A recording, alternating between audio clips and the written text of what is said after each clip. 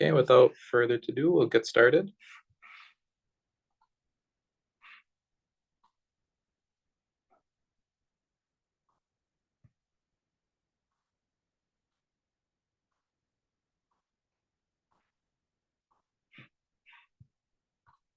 Okay, so a way to kind of summarize the topics of the course is what is shown on the screen right now. So just one confirmation. Can everybody see the shared screen? Okay, nice. Okay, so yeah, this is generally all the topics of the course, right? So today we will be covering basically post-midterm content, right? So what that means is you should know the Riemann definition of the definite integral, how this works, Darboux integrability. You should know the four methods of integration. You should know FTOC1, FTOC2, and their respective sort of questions. Okay, so these four will not be covered today. Okay, so if you do have any questions about these, you can ask them at any point. Yeah, there will be a recording for this. When it will be posted, I can't exactly say, but because we're doing this early today, it should hopefully be by the end of the day today. Okay, so as I was saying, these four topics will not really be covered today. We'll be putting an emphasis on the newer topics of the course, which have to do with like improper integrals, sequences, and series. So these four will be covered today. Okay, nice. Okay, so like I said, if anybody has any questions about the pre-midterm sort of content, feel free to ask in the chat at any point, and also stick around towards the end, and if you'd prefer, and ask at that time as well. Okay, so for now, we'll proceed with these six topics. Okay, so improper integrals, I believe, were also tested on your midterm. So for the improper integral section of today, there is an emphasis on CT. Okay, so this is the first question that I'll be doing with you guys. And this is an improper integral question. We have, does this improper integral converge or diverge? Now, looking at this, we can pretty easily tell that this is not really something that would be fun to integrate. So you can kind of just sense that it is a sort of CT question. Okay, now, what are the hypotheses for CT?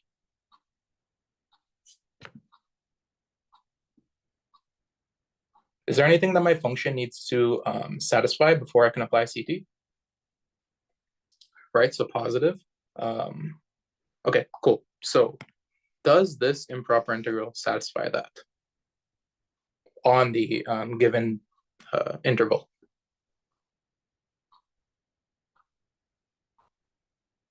No, it doesn't, right? So because of this x minus 10 in the numerator, we see that for small values of x that are less than 10, for example, 8, we get a value of 8 minus 10, which is equal to 2 in our numerator, and that would be negative, right? And we know that obviously this square root at the bottom shoots out positive values only, so we would end up with a, negative 2.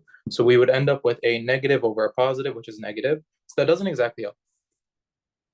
So in a case like this, there are a few things we can do, but one of the most straightforward for this exact question would be to sort of change our domain, change our interval. And how we can do that is just by focusing on the tail end of this integral. And we can start by considering this as its limit definition. So we're going to call this guy here f of x. And we're going to consider the definite integral. Well, it's not a definite integral. We're going to consider the improper integral of f of x dx from 0 to infinity. It's basically the same thing that we had above. And how can we rewrite this as a limit? We would do the limit as b approaches infinity of definite integral from 0 to b of f of x dx. Now this is a type 1 improper integral, right? So we're going to say by, let me zoom out a little bit, by the definition of type 1.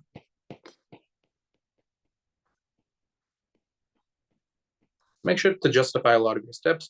Justification is pretty important in this course. Okay, now that we have this, note that this integral here, once we take this limit definition, the inner integral here is basically just a definite integral. Because this is a definite integral, we can apply definite integral properties onto it. The main one that we're going to apply here is the union interval property. So basically, we are going to break this to two different integrals using the union interval property, where the tail end, so the second integral that includes the b, that one is going to have the interval on it. So we're going to want an a to b, and that interval there should be one where f of x is always positive. So there are many ways to do this. The simplest would be to just use 10. So we're going to write that this is equal to the limit as b approaches infinity of the definite integral from 0 to 10 of f of x dx plus the definite integral from 10 to b of f of x dx. And again, this is nothing more than the union interval property. So I'm just going to say by union interval property, or UIP. Cool. Okay, nice. So now we're just going to go ahead and apply this limit again. So whenever we apply this limit, this first integral, this is constant with respect to b, right? There's no b present here. So this will remain the same. The second integral is not constant with respect to b. It's basically a type 1 improper integral definition. So we would substitute that for the actual improper integral again. So what that gets us is this is equal to the definite integral from 0 to 10 of f of x dx plus the improper integral from 10 to infinity of f of x dx. Nice. Okay, so this is what we have. And now the important thing to consider here is that this first integral is basically just a definite integral. So this obviously converges, right? We know that definite integrals are numbers, right? They give us a signed area, that's a number. So being a number is what convergence means, right? So this converges without a doubt. We don't really need to worry about this. We're more so interested in this here. This is still an improper integral. This is what we're questioning, if it will converge or diverge.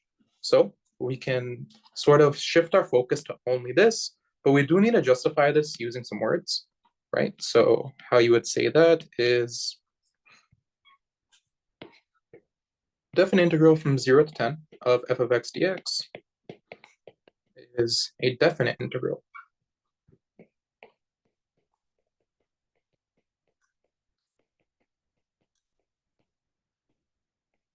So it does converge.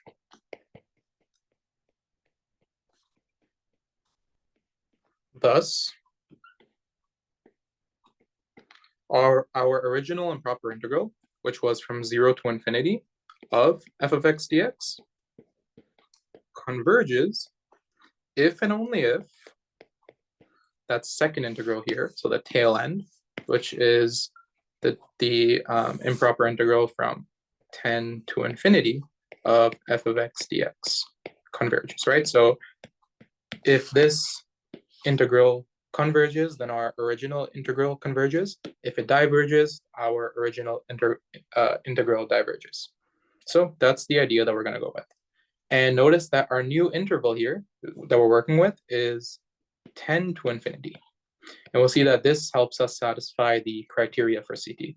So now we can jump into it. So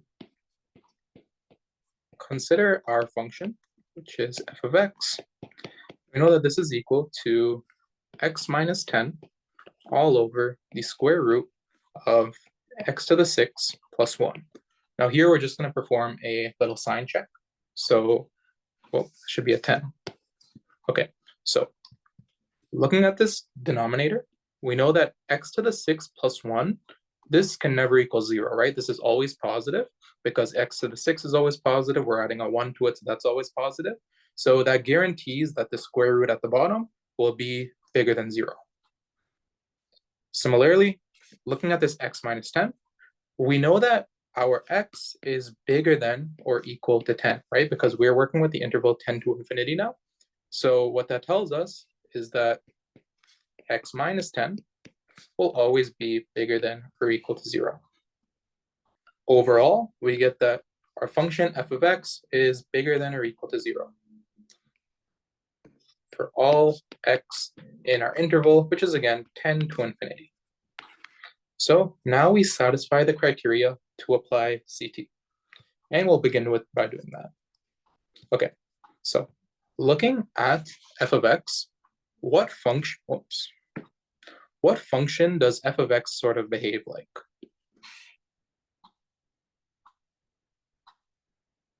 Any ideas?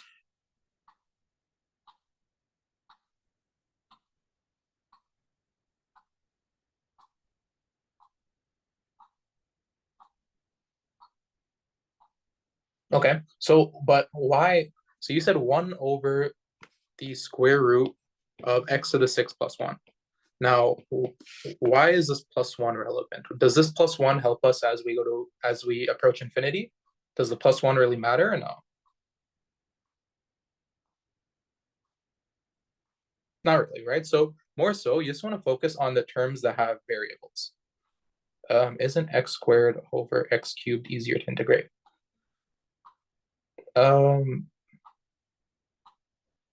Yeah, it is, but it'll be x over x cubed, not x squared. We do have only an x on top. I think that's what you're going for, though. So yeah, really what you care about is the driving factors. The driving factor of the numerator and the driving factor of the denominator. Now, what that mainly means is just the largest degree variable that you have there. In this case, it would be the x in the numerator and this x to the 6 in the denominator. Note that this x to the 6 is like encapsulated in a root, so you need to keep that root. So basically, this just behaves like x over root x to the 6. Okay, so I think this is what John was going for, but because now this equals to x over, we get the absolute value of x cubed. Okay, let me know if there's any questions at any point. And now we can rewrite this to just be x over x cubed. And this is because x is bigger than 0, right? We're bigger than or equal to 10. So that means that x is bigger than 0. So the absolute of x cubed will be just x cubed itself. Cool. And now we can finally rewrite this as 1 over x squared. So this is what we get. And this is pretty easy to integrate, right? Pretty sure all of you would agree. It's pretty easy to integrate, so we're happy with this. Okay, now, just by using prior knowledge, does anybody know if the improper integral from 0 to infinity of 1 over x squared dx will converge or diverge? Converge, yeah. Shouldn't it be? Yeah. Yeah, you're right. 10 to infinity. Sorry about that. That would be a double-sided improper integral. That would not be friendly. Cool. 10 to infinity. So yeah, like Kevin said, it will converge. So because this converges, we predict that the corresponding integral with f of x will converge. So if we're trying to show convergence, we need to now find an upper bound. So we want to find a function that is bigger than f of x that is easy to integrate, right? So how can we do that? We're going to focus on the numerator and denominator separately. So let's start with the numerator. So our numerator is x minus 10. In order to find an upper bound, one thing we can do is we can maximize our numerator. Sorry, is it? It may be, but we need to show that, right? So we need to build the inequality that sort of justifies that. So what we did right now in the red isn't really formal work. This is more so our intuitions. This isn't really stuff you would have to write. This is just what you're thinking. And we're just thinking that it behaves like 1 over x squared. However, we need to show that where it's actually less than or equal to that, or something similar, right? So This is just to get the intuition of, hey, will we converge or will we diverge? And this tells us whether we should look for an upper bound or a lower bound. So again, this stuff in the red here, you wouldn't have to write this. This is more so your intuition. This is the thoughts that you should be having in your head. Hey, what does my function behave like? Do I think it'll converge or do I think it'll diverge? Okay, next. So let's start with the numerator. So we know that one way to find an upper bound is to maximize our numerator, right? If we want a bigger fraction, we can make its numerator bigger. So what is something we can do to maximize this numerator here? The easiest thing we can do. Yeah, just using x, right? So this thing is less than x. And one other thing we'd want to note is that this entire thing is bigger than or equal to 0. So this is the inequality that we have for our numerator. Cool. We can leave this because x is pretty fun to work with. We'll leave that as is. The next thing we want to do is we want an inequality for our denominator. Now, whenever finding an upper bound, we want to minimize? Yeah, we want to minimize our denominator. So we want to minimize our denominator. Right, so this is, let me just write this quickly. Maximize numerator. And our next step will be to minimize our denominator. And the idea is if you're dividing by a smaller number, your overall fraction will be bigger, right? So we're going to try to find that. So we know that our current denominator is root x to the 6 plus 1. Now, before even considering the root, because the root we can apply after, let's consider what we have. We have x to the 6 plus 1. We know that x to the 6 plus 1 is definitely bigger than x to the 6. Right? And this is pretty obvious. This is because if you add 1 to something, it gets bigger, right? So no need for really justification there. And the other thing we'd say is that, again, this is bigger than 0. This thing here is very crucial to write, the fact that your denominator is bigger than 0. Okay, so this is important because once we eventually take the reciprocal of the entire inequality, we need to, it only relies on the fact that it's bigger than 0. Yeah, exactly, Divi, that's basically it. I was just doing a more in-depth justification without the roots, and then we can just apply the roots after. So now that we have this, we can just apply the roots to everything, right? So this implies that the square root of x to the 6 plus 1 is bigger than the square root of x to the 6, and that's bigger than the square root of 0, which is just 0. Cool. And again, a piece of justification that you would need to apply here is as root x is an increasing function. Okay, so these are the sorts of justification that you need to apply, especially in these types of questions with these inequalities. So I know it's true like this for sequences, for this comparison test, for the comparison test with for series. So justification is really important. It's kind of something that marks can be docked for pretty easily. So try to justify as best as possible whenever you can. Okay, and if we rewrite this, make sure to use your logical connectives, by the way, implications, equivalent symbols. This is equivalent to saying that root x to the 6 plus 1 is bigger than the absolute of x cubed. And that's bigger than 0, right? Because we know that this thing here is just x cubed all squared. Cool. And finally, we can say that we know, again, that x is positive. So because x is positive, that implies that x cubed is positive. And we know that if something's positive, its absolute value will just be itself. So we finally get this. And now the final step to do here is to sort of flip this around. Well, this step you don't really need to show, but I like to do it anyway. So one thing we can do is just, we can say that this implies that, this implies that 0 is less than 1 over the square root of x to the 6 plus 1, and that's less than 1 over x cubed.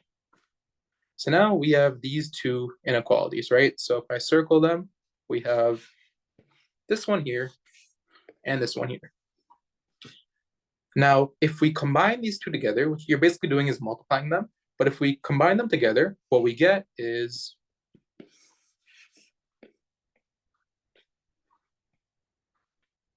we get that 0 is less than or equal to x minus 10 all over the square root of x to the 6 plus 1, and all of this is less than x over x cubed.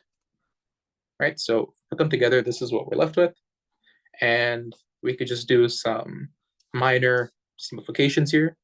This is equivalent to saying that 0 is less than or equal to this middle thing. This is just our original f of x. So if we go back to the question, that is just what our f of x is. So we can rewrite that as that. And similarly, this thing on the right, we can simplify that to just be 1 over x squared. So yeah, as somebody in the chat predicted earlier, 1 over x squared is the upper bound. But again, we just did this work to show that, right? We need to sort of justify why it's an upper bound. We knew the behavior was similar. We didn't know that it was an upper bound though, so we had to show that. Now that we showed this, we can just work with the improper integral of this. If we show this converges, then by CT, that'll mean that the improper integral of f of x also converges. So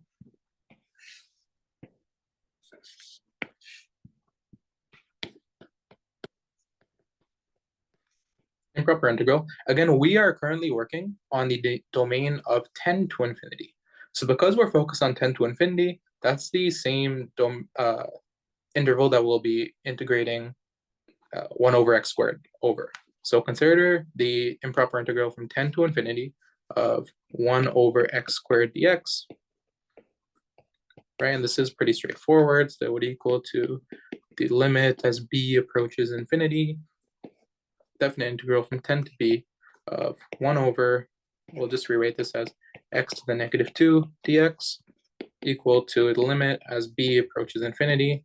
So one thing, again, you'd want to write here, the topic of justification is a definition of type 1.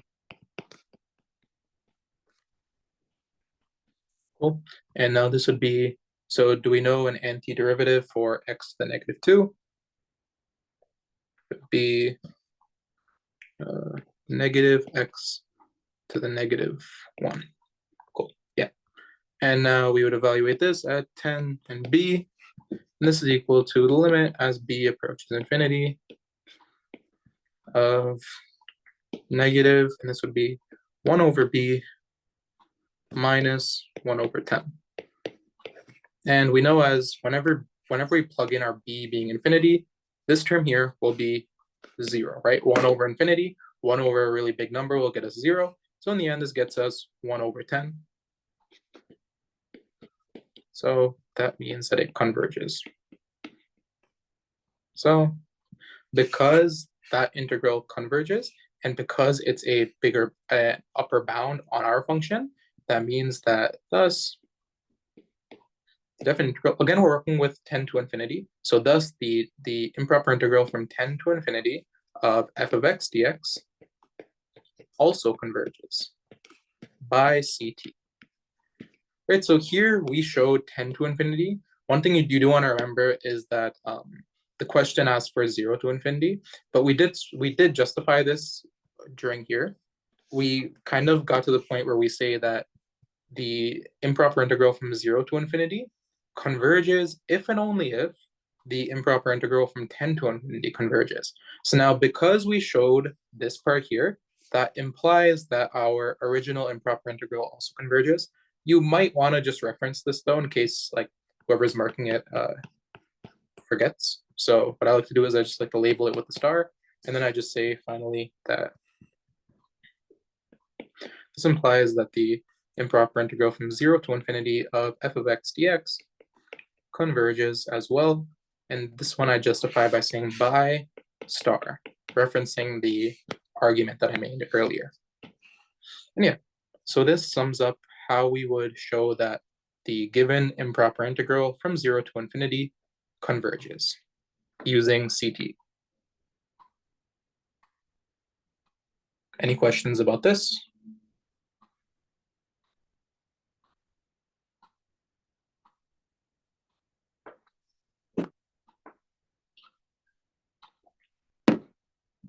Okay. Oh, sorry. Slightly unrelated, but I wonder if you can use absolute.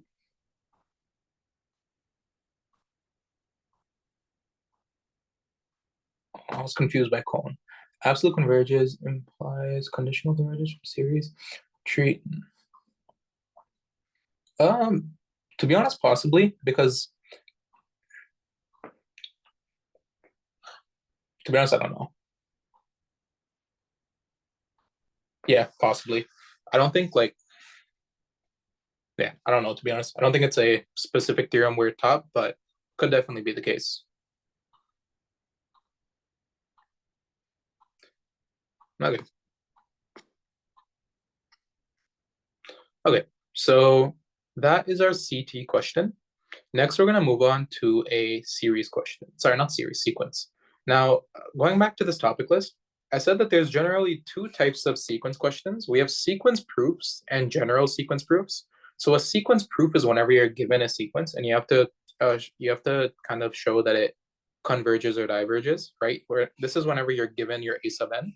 But a general sequence proof is the ones where you're not given a sub n. You're more so just working with a general sequence, right? So they just say, for example, suppose a sub n converges, suppose b sub n converges, show that a sub n plus b sub n also converges. So those are what I'm referring to as general sequence proofs. So the question we'll be doing here is a general sequence proof. Okay, so going here, this is the proof that we'll be doing. We have suppose a sub n converges and b sub n diverges. Prove that the sequence a sub n plus b sub n diverges. Okay, cool. So we'll be doing this. So just like any proof, we're going to start by working with our hypotheses and trying to show the conclusion. So let's start with the hypotheses. So we're going to say suppose a sub n converges. What this really means is there exists an L1 in the real numbers such that for all epsilon 1 bigger than 0, there exists an N1 bigger than 0 such that our little n being bigger than N1 implies that the absolute value of a sub n minus L1 is less than epsilon 1, right? So that is just the definition of convergence that we were taught. And similarly, I'm going to suppose the other hypothesis, which is suppose b sub n diverges. Now, is there an equivalent statement that I can write for this one?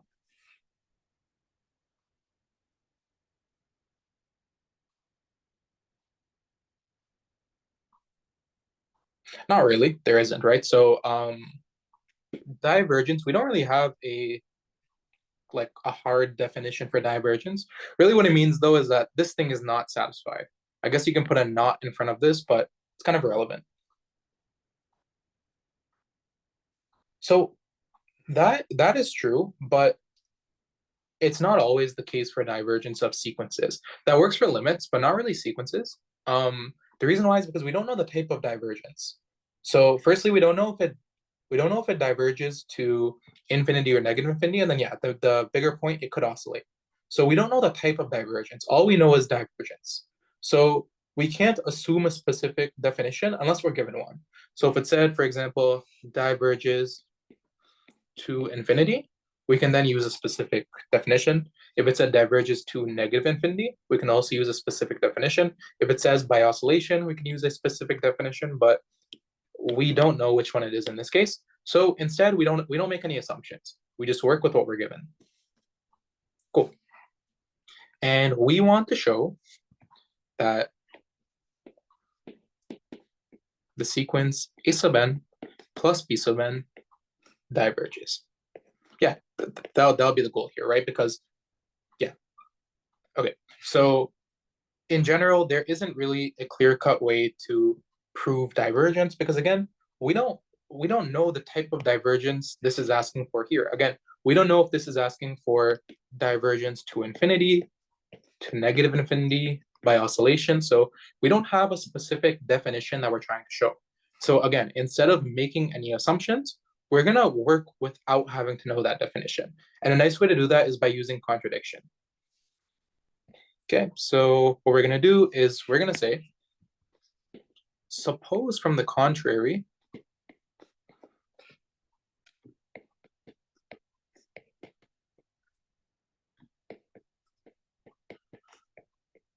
that A sub n plus B sub n, so this sequence,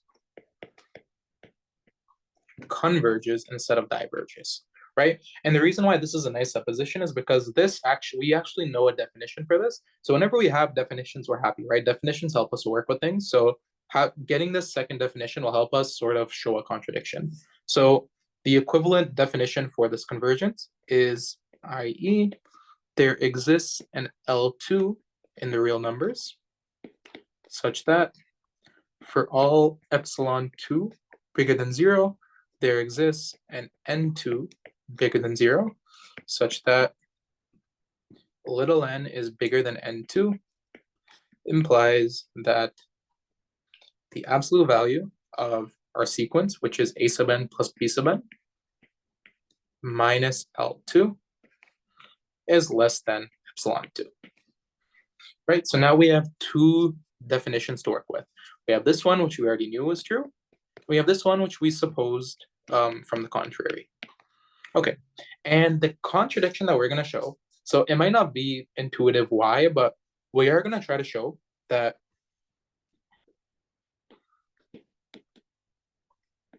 the sequence B sub n actually converges. And again, note that we were given that it diverges. So if we show that it converges, this will be a nice contradiction. So this I'm going to write here as a note for contradiction purposes. Now, see, one thing that I kind of struggled with on this topic is why do we know, or how do we know that that's the thing that we want to show? In general, if you think about it, if we knew that A sub n converges and A sub n plus B sub n converges, which is, these are our two assumptions, right? This is the assumption with the purple star beside it. This is the assumption with the red star beside it. So if we knew that these two are both true, one would assume that B sub n also converges. So we're going to try to show that. That's why we're showing this, because we can tell that this is kind of the assumption one would make with these other two hypotheses. So now if we show this, we get our contradiction and we're happy. Cool.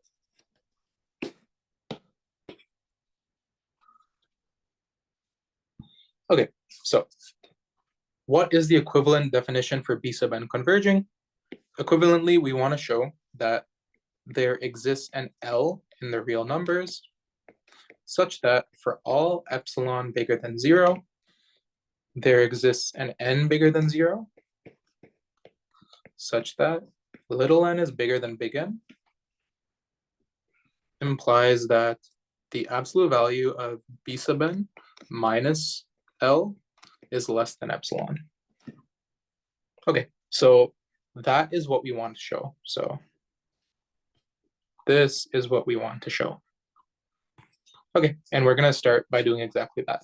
So let's start with the L value, right? Because we want to sort of define all the variables that we need first and then work with the showing that, right? Just like any other limit proof. So let's start with L. So choose L equals what? We need to choose a value for L. There's no restriction on it besides the fact that it needs to be a real number. Is there any ideas on what we can choose L to be?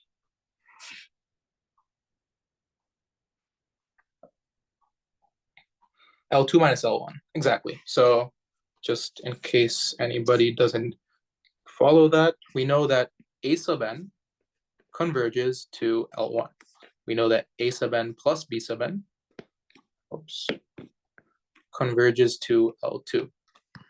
Naturally, if you think about this, you can imagine that B sub n converges to L2 minus A sub n, right? Just if you kind of rework this equation here, And we know that A sub n converges to L1. So really this is kind of like an L1. So that's why we assume that B sub n converges to L2 minus L1. So I'll keep this on the side somewhere. Cool. So we choose our L to be L2 minus L1. Okay, the next thing to do is focus on this for all epsilon greater than 0. Because it's n for all statement, it's a universal quantifier. We're just gonna let it be arbitrary. So we're gonna say let epsilon bigger than 0 be arbitrary. You could also use the word given, it doesn't really matter. So arbitrary is what I'll go with. Okay. And so the order of your suppositions here will matter. So the next thing you want to do in this case is you want to focus on the epsilon 1 and the epsilon 2 of our two hypotheses. So note that we're going to be using these. We're going to be using these hypotheses here in our question. So we need to focus on these as well. We need to choose a particular epsilon 1 and epsilon 2. So although we don't know them yet, this is the place to write them. So we're going to say choose epsilon 1 equal to some value. Is there any limitation on epsilon 1 and epsilon 2? The only limitation is that they have to be positive. So bigger than 0. And similarly, we're choosing epsilon 2 to be another value bigger than 0. Again, we don't know what they are yet. We'll fill in these blanks as we go. Okay? Now, we don't need to choose their n1 and n2 values.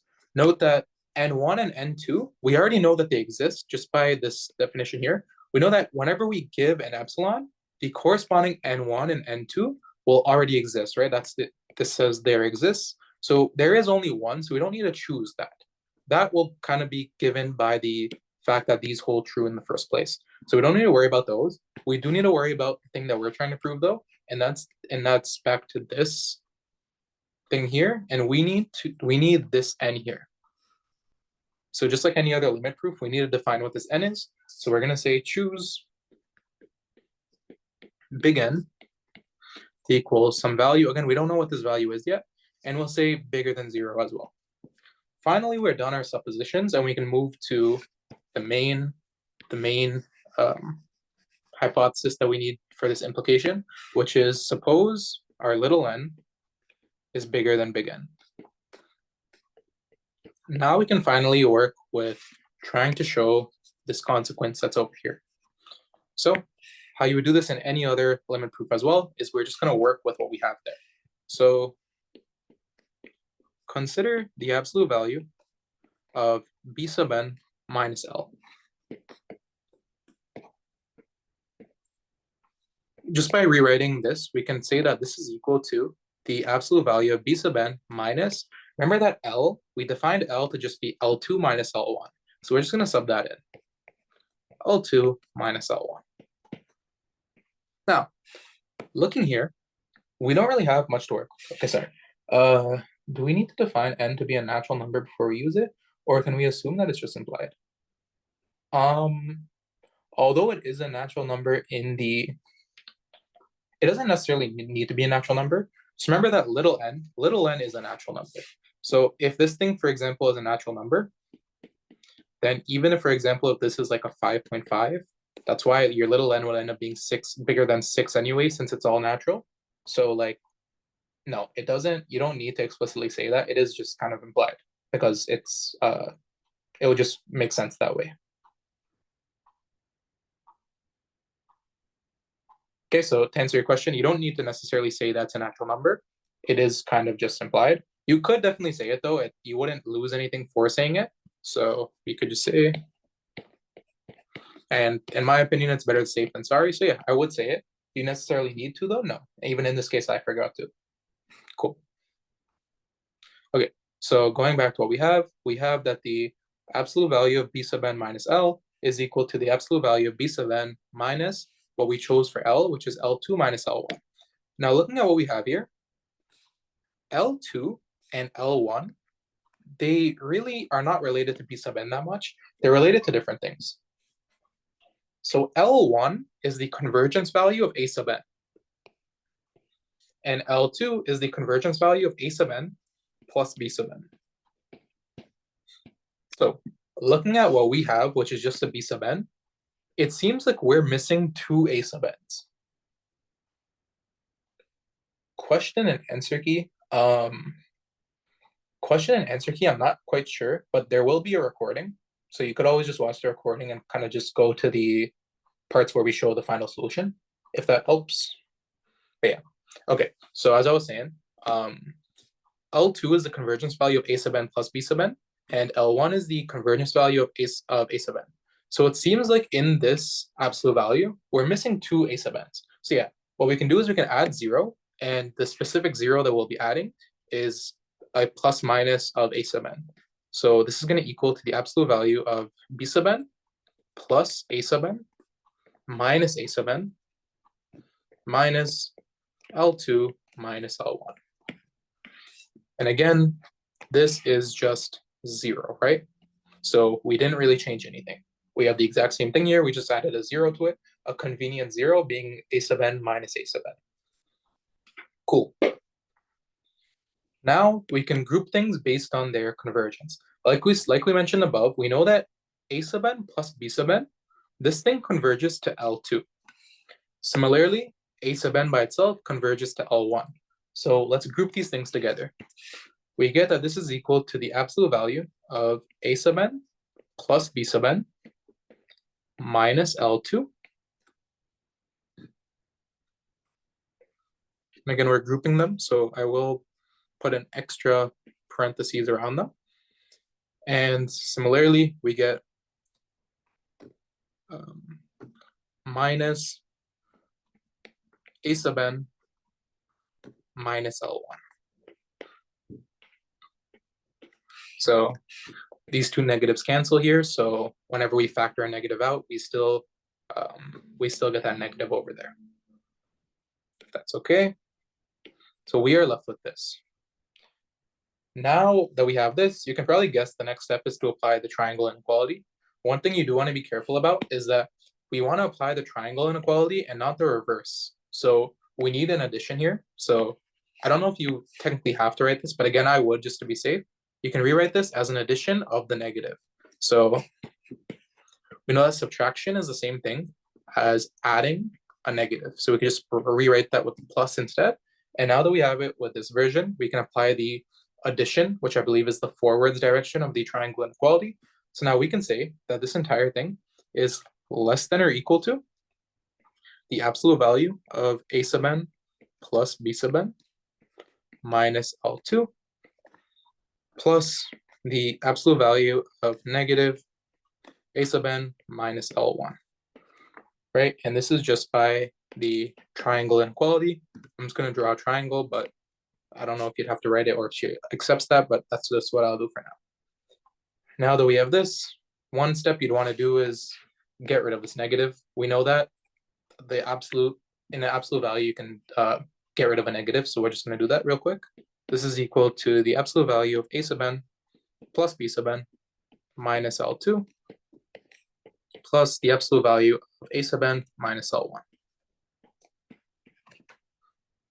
Now that we have this, we can just work with our hypotheses. So remember that basically we said that here we said that A sub n plus B sub n minus L2 is less than epsilon 2. Similarly, we said that A sub n minus L1 is less than epsilon 1. So really, what we can do here is we can say that this entire thing is less than epsilon 2 plus epsilon 1. Now, there are two conditions that need to be satisfied in order to do this. So these inequalities really only hold if the suppositions of these statements are held, right? So what that means is we need our little n to be bigger than big N1, and we need our little n to be bigger than big N2 to sort of unlock these consequences here that we're working with. So that means that we need our little n to be bigger than N1 and our little n to be bigger than N2. So this kind of affects how we're gonna define our big N. Now, there are multiple ways we can do this. The easiest one would be to just choose the maximum. So I'm just gonna write the maximum of N1, and N2. Cool. Make sense? Okay, so we have this. And now that we get here, remember that we wanted to show, so always refer back to your want to show. We want to show that B sub n, the absolute value of B sub n minus L is less than epsilon. Right now, we have the absolute value of B sub n minus L is less than epsilon 2 plus epsilon 1. So we want to turn this epsilon 2 plus epsilon 1 into just epsilon. And a nice way to do that would be to make these two things be some fractions that add to it. There's technically infinitely many ways you can do that, but we'll do the easiest one, which is just epsilon by 2 and epsilon by 2. So going back to where we chose epsilon 1 and epsilon 2, we'll choose the first one to be epsilon by 2, and the second one to also be epsilon by 2.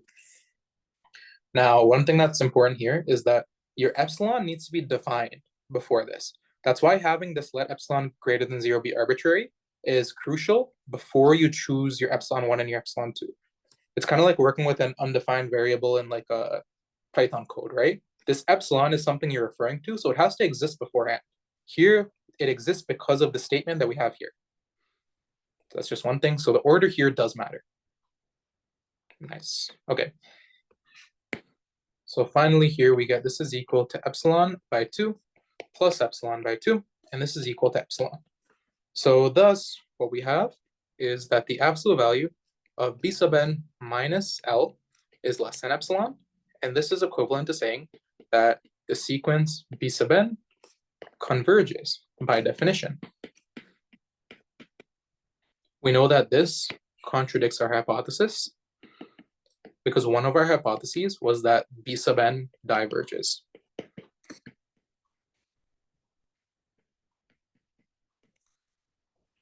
So because of that contradiction, we get thus, it must be the case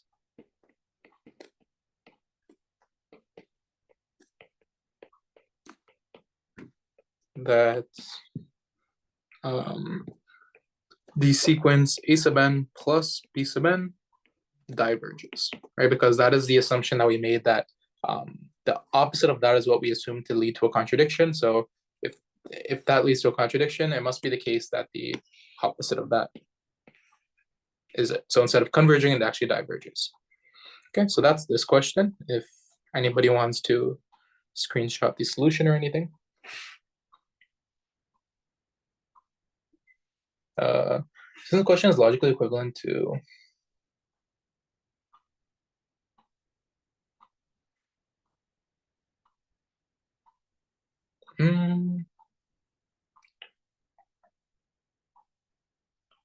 I think that is logically equivalent.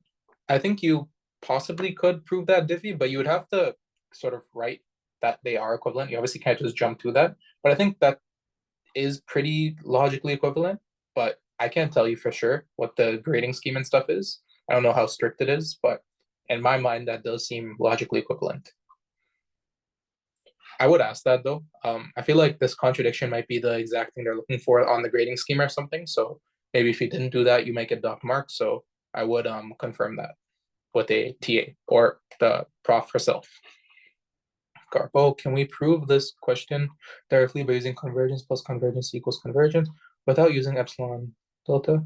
Because the question doesn't ask us to use epsilon delta.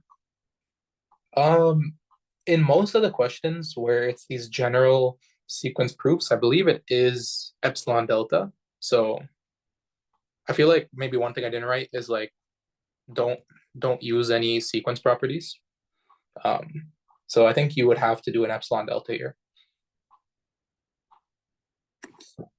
Yeah, at least if it's not asked on the exam, right? Because you would judge by the mark value of the question, right? If it's a true or false question, then obviously, but if it's a 10-mark question, you'd assume it's a epsilon delta sort of thing. Okay, cool. So moving on to the third question. The third question is a BMCT question. So the bounded monotone convergence theorem. So we have let the first term of our sequence equal to 1, and the n plus first term of our sequence equal to root 1 plus 5 times an. for all n in the natural numbers. We want to prove that this sequence converges. So in general with BMCT can only tell us convergence. So anytime you have this sort of, I think it's called a recursive sequence definition, sometimes it doesn't say to prove that it converges, but in general, if it's a BMCT question, you guys should know that it converges, right? So that's your goal to sort of show. And the idea is to just show that it has monotone behavior and it's bounded in the corresponding direction. So we'll start by trying to figure out a bound here. So we're just going to write down a few terms and just see what we can observe about them. So the first term is a sub 1, which is equal to 1. The second term is a2, which is equal to root 1 plus 5 times a1. And we know that a1 is just equal to 1. So this ends up being root 6. Next, we have a3, which is equal to root 1 plus 5 times a2. And this goes on and on and on. Okay, so your first term generally won't tell you much.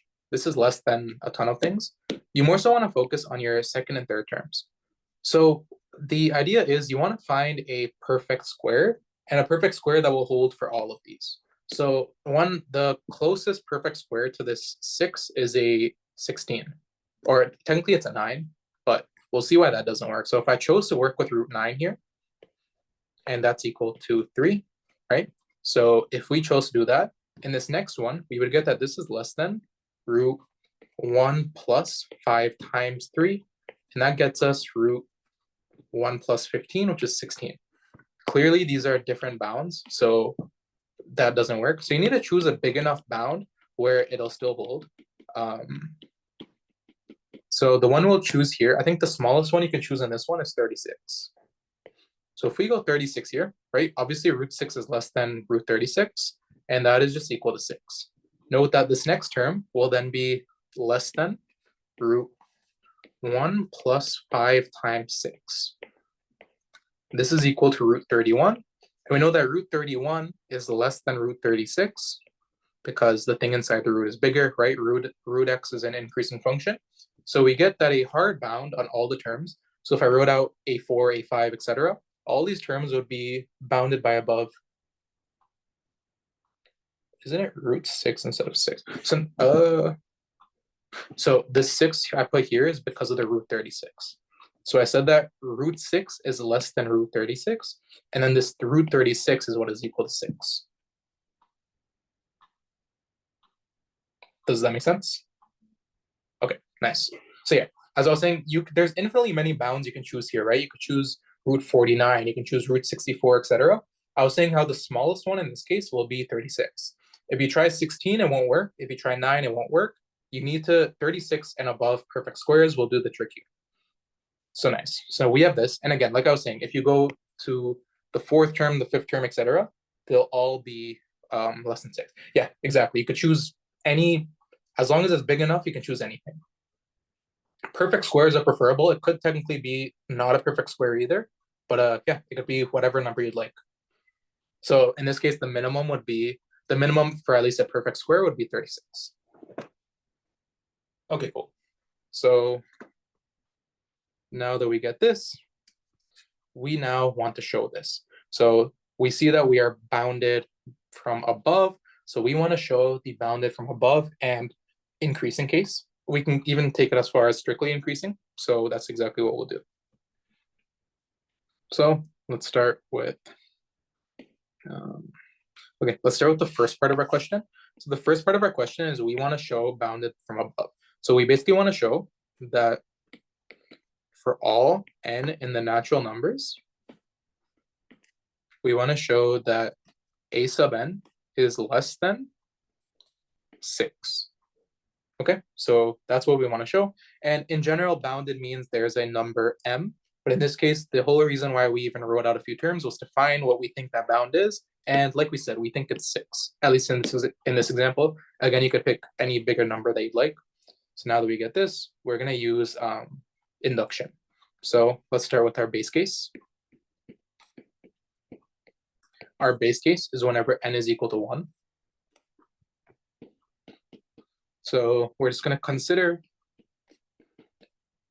A1, which is equal to just 1 by the definition of our sequence. And we obviously know that 1 is less than 6. So thus, our base case holds. Cool. Pretty straightforward. The next step is our induction hypothesis. So we are going to suppose that, so it's going to say, suppose that AK is less than 6 for some K in the natural numbers. And that's all we need to do for the induction hypothesis. The next step is the inductive step, which is we want to show that AK plus 1, the next term in the sequence, also satisfies being less than 6. So we can do this pretty easily by just writing out what AK plus 1 is. So consider AK plus 1, which is equal to root 1 plus 5 times AK. And this is, again, by the definition of our sequence. And we know, basically, we know that AK is less than 6. This is by our induction hypothesis, right? So by our induction hypothesis, and this is equivalent to saying that 5 times AK is less than 5 times 6, which is 30. That's equivalent to saying that 1 plus 5 times AK is less than 1 plus 30, which is 31. And finally, we can take the root of both sides. One thing you would want to show just for safety is that this whole thing is positive, which is pretty straightforward, right? And you could just state that. And then finally, this would imply that the root of 1 plus 5 times AK is less than root 31. And we know that root 31 is less than root 36, which is equal to 6. Right? So what because this thing here is AK plus 1, this whole thing is equivalent to saying that AK plus 1 is less than 6. Right? So that essentially shows our inductive step. So now we can just say, thus, by PMI, so the principle of mathematical induction, our series A sub n is bounded above by 6.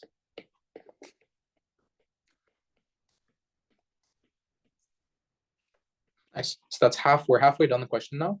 The next step will be to show that it is strictly increasing, right? Because bounded above, we work with strictly increasing. So part 2, we want to show, so what is the definition of strictly increasing?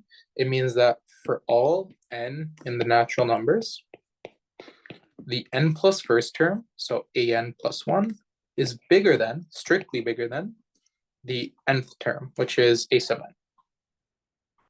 And again, we're going to use induction here. So first is our base case, where n is equal to 1.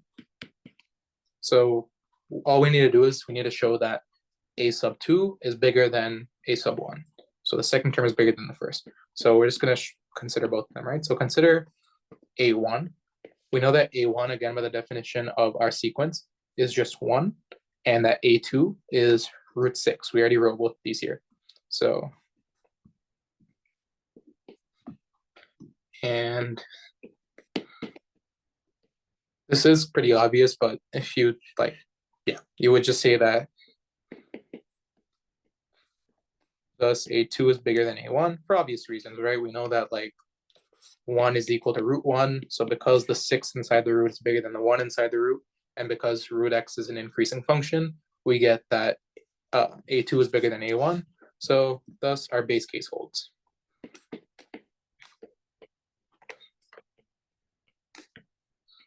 Okay, and that takes me to one thing that I forgot in the previous part, which is whenever you apply this root, there is one piece of justification that is pretty important to say.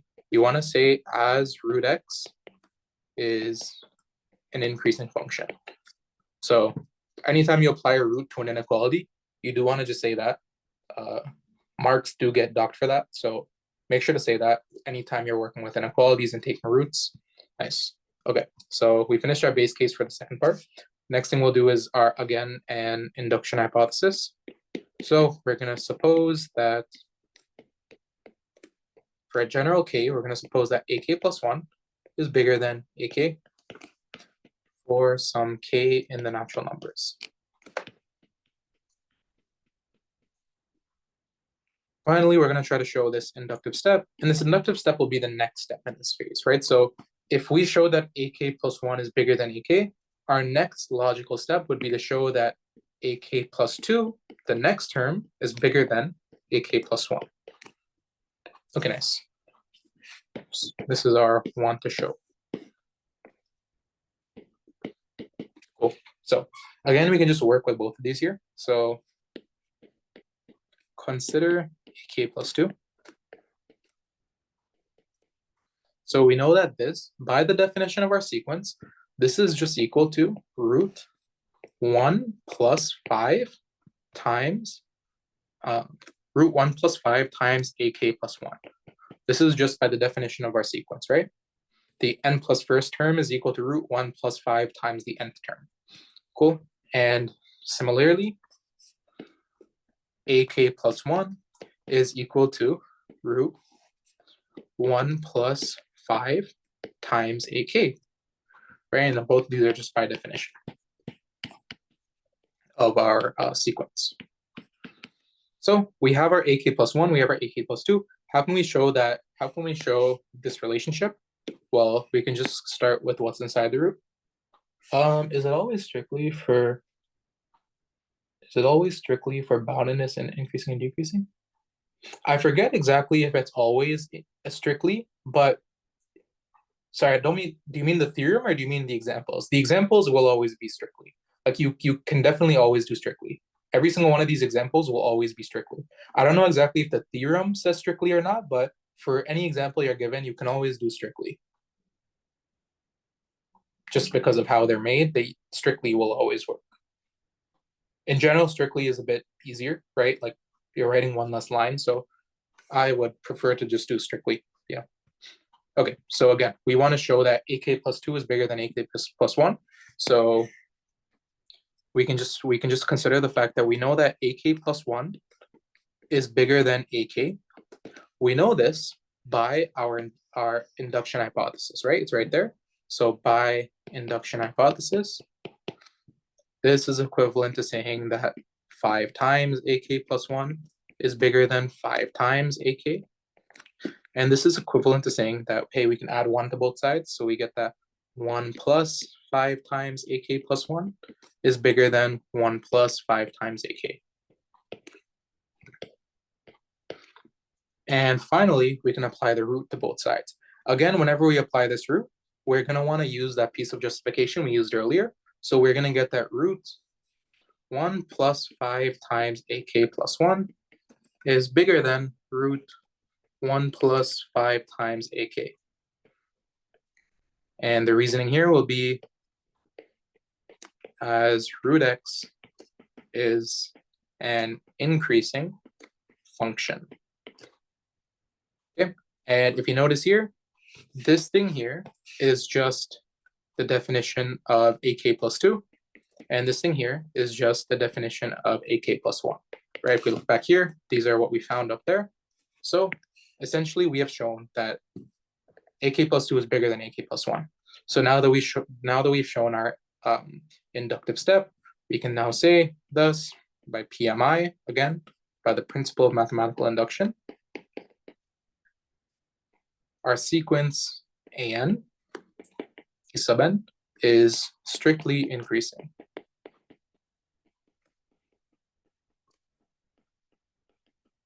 So now that we have shown that our sequence is bounded above and strictly increasing, we can now say, therefore, by the bounded monotone convergence theorem,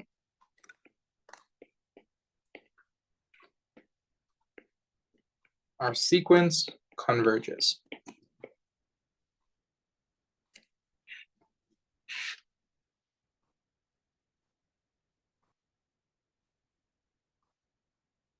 And that would be the end of this question. So any questions about this one?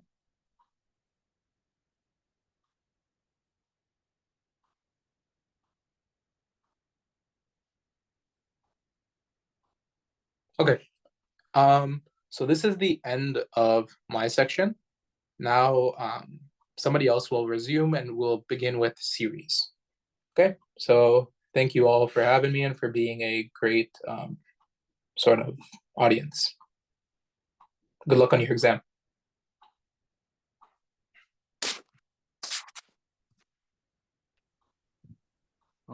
Hello. Can everyone hear me?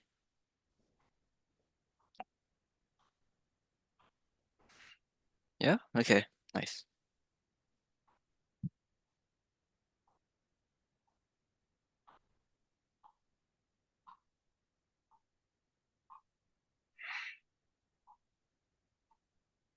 So yeah, as Omar said, we'll get into the series convergence tests from here on out. Right, so let's start with the first question. We have the infinite series of 1 over n over 2 times 3n plus 3. The question, as always, is does the series converge or diverge? And if it converges, what value does it converge to? First of all, does anyone have any ideas, any guesses?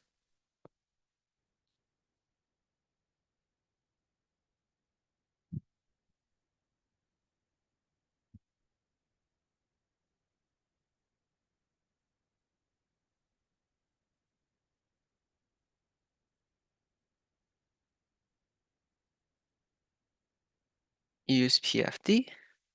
Looks like 1 over n squared, which converges. Yet those 2 points are good observations, certainly. Yep. Okay, yeah.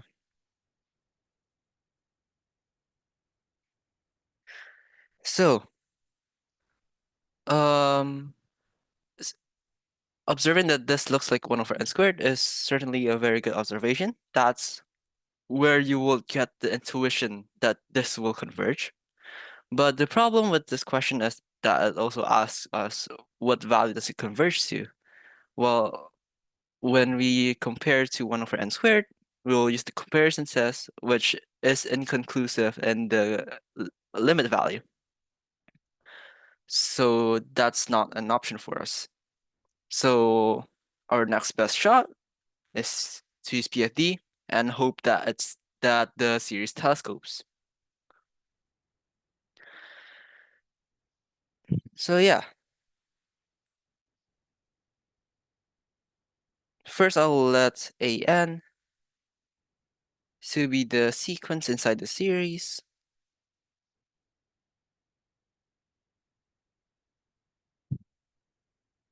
And then factor out the constants. This will be 2 over 3 times 1 over n times n plus 1.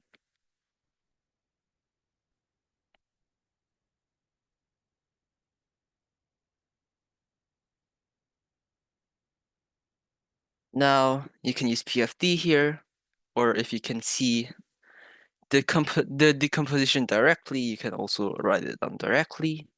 This is equal to 2 over 3 times 1 over n minus 1 over n plus 1. With PFD, you will write down a over n plus b over n plus 1 equals 1 over n times n plus 1. And then solve for a and b.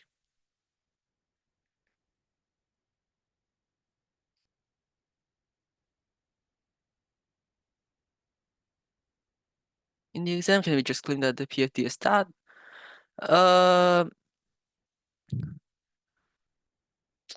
Like you don't need like if you can see that this is the decomposition, you can just reverse engineer how you get it for the justification. So like, for example, what I mean by that is that we can cross multiply here. So this is n plus 1 minus n over n times n plus 1. So I'll write it down more nicely. You can add n and subtract n. So this is 1 plus n minus n.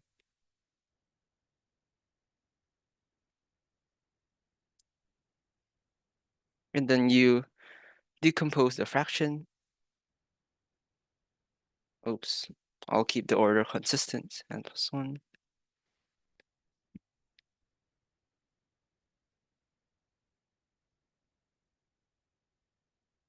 And these will cancel out. And yeah, this is okay. And next, to do telescoping sums, you need to consider its partial sums.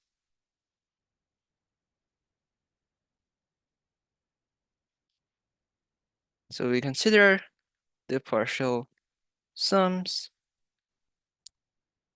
as n,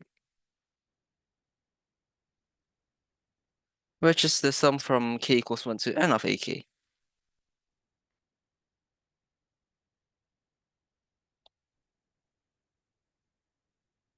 So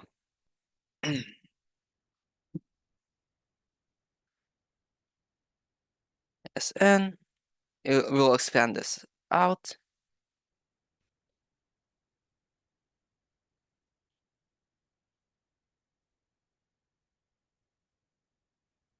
Will be equal to this term. Then since this is a finite sum, we can factor out 2 over 3.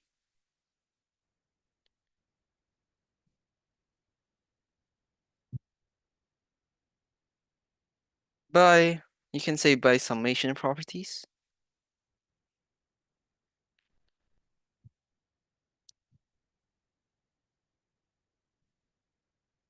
Or linearity of the segmentation. And notice that we can do this with the partial sums and not the infinite sums, because the infinite sums require the condition that the series inside converges. And we don't know that yet. Oh, I made some mistake here. This should be k. And then we can just plug in the first few values of k. And this will be 1 over 1 minus 1 over 2 plus 1 over 2 minus 1 over 3 plus 1 over 3 minus 1 over 4, and so on and so forth, until you get the nth term, which is 1 over n minus 1 over n plus 1. And then once you expand this enough, you can see the pattern of the cancellation. These two adjacent terms will cancel out until it leaves the first and the last term. So this leaves 2 over 3 of 1 minus 1 over n plus 1. Any questions so far? Is that clear?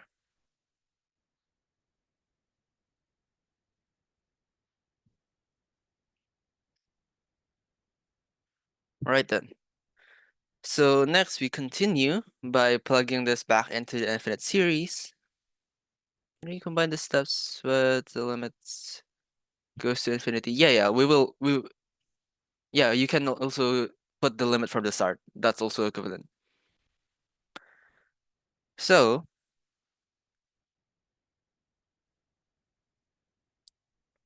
I'll use k here. So just infinite series from k equals 1 to infinity of 1 over n over 2 times 3n plus 3.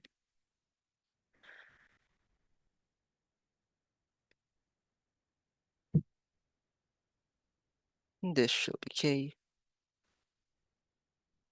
you can replace the term inside with AK. And by definition, this is the limit as n goes infinity of the partial sum as n. So plugging in as n, you get that this is the limit as n goes to infinity of 2 over 3 times 1 minus 1 over n plus 1. And now, this is just a sequence limit with the second term going to 0 because the denominator is going to infinity.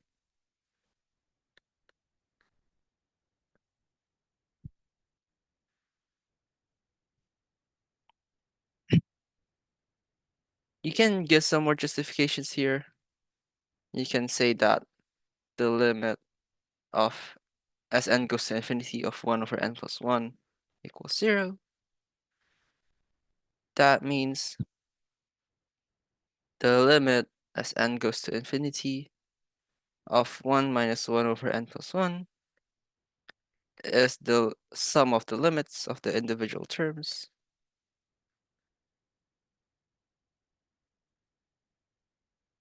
which is just 1.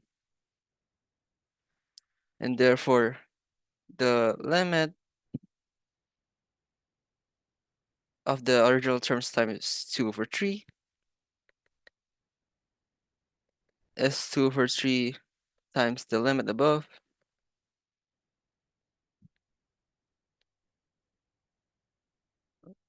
which is just 2 over 3 times 1, which is equals to 2 over 3. So yeah, you get this, that the result is 2 over 3.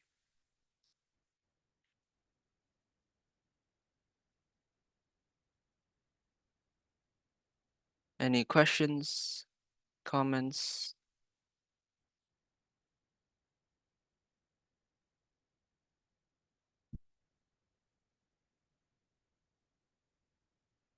So yeah, with telescopic series, these are always the general steps. They look quite similar. You consider the partial sums, get some terms that cancel each other out with the next terms. Yeah, great. Let's move on to the next question then. So we have the sum of the series n over 1 plus n to the 4th power from 1 to infinity. So again, does anyone have any ideas or guesses on what techniques to use here?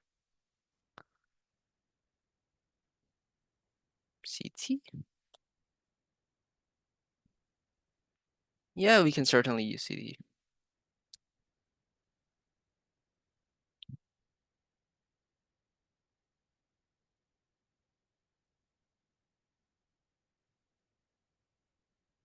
So yeah, since this question doesn't ask the value of convergence, the two obvious choices are CT and IT. I think both of them will work. And you can see that the intuition here that the sequence term n over 1 plus n to the 4th is similar in size as n goes to infinity as 1 over n to the 3 n cubed. And this will converge by p-series test.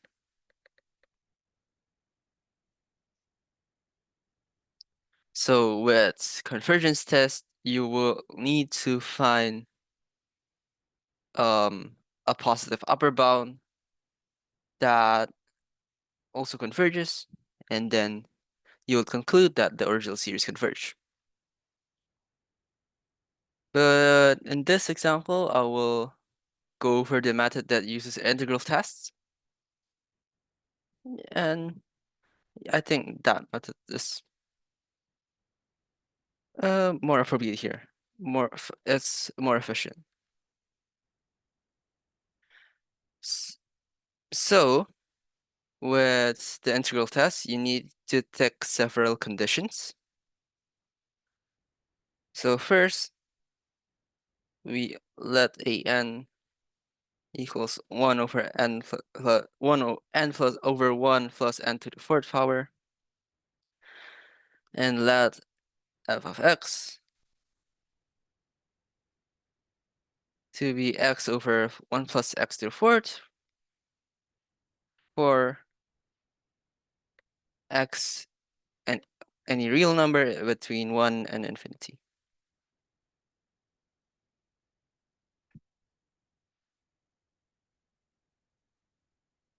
Then the 3 points that we need to show is that f is positive, non-negative,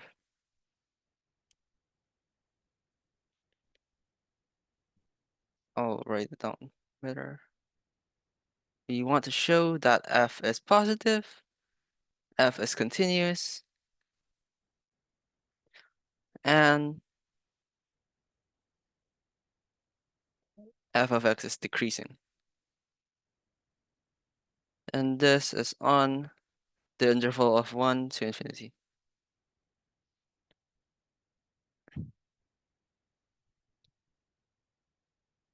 Right. So we'll do the positive condition first.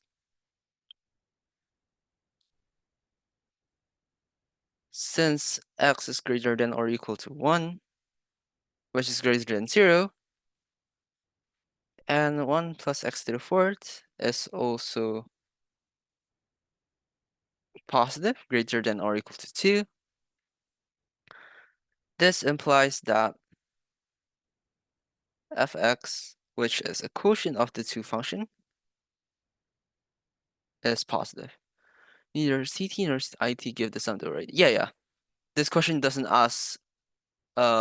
require you to give the limits, so both of them will work.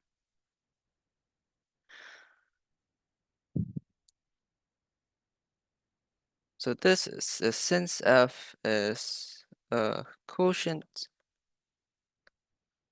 of two positive functions.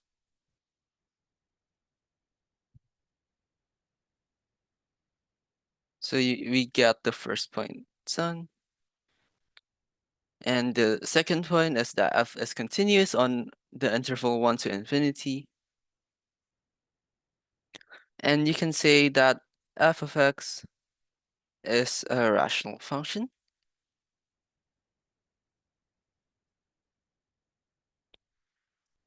And by properties of rational functions,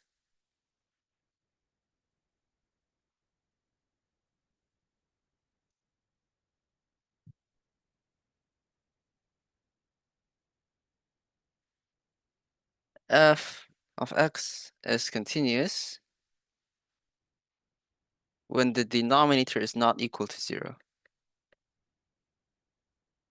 And then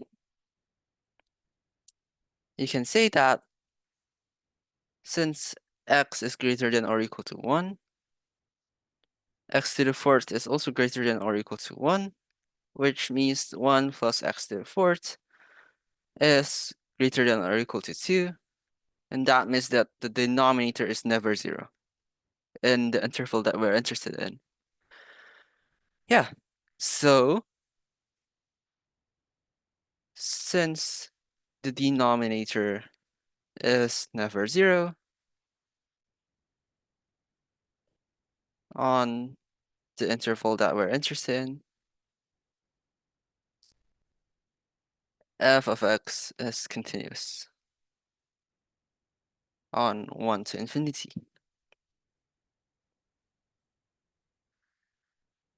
And the next point is decreasing. There are also several ways that you could show this property. The most straightforward way is to do a derivative test. So yeah, let's do that.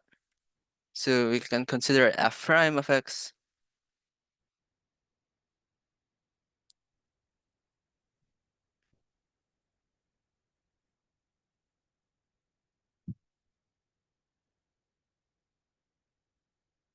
in which by derivative rules, this is equal to 1 times 1 plus x to the fourth. Now I'll make this larger.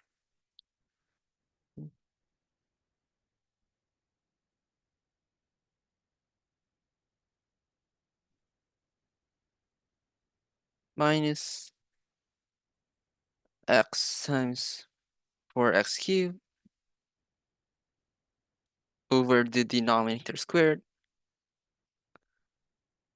And this is equal to 1 minus 3x to the fourth power over 1 plus x to the fourth power squared.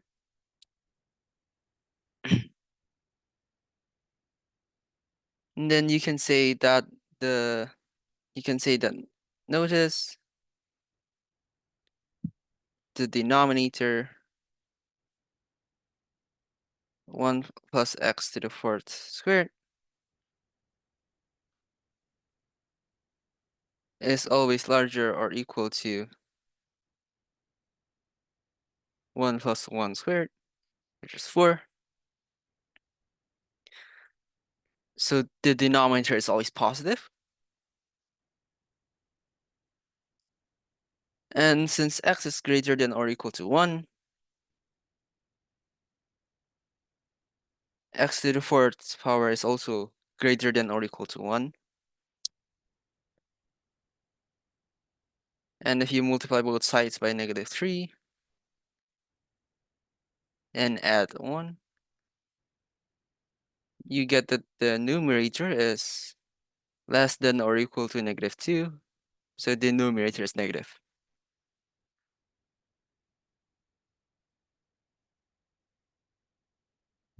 By the way, according to what's Prof did in lectures, as long as you use derivatives to show decreasing, that we can omit.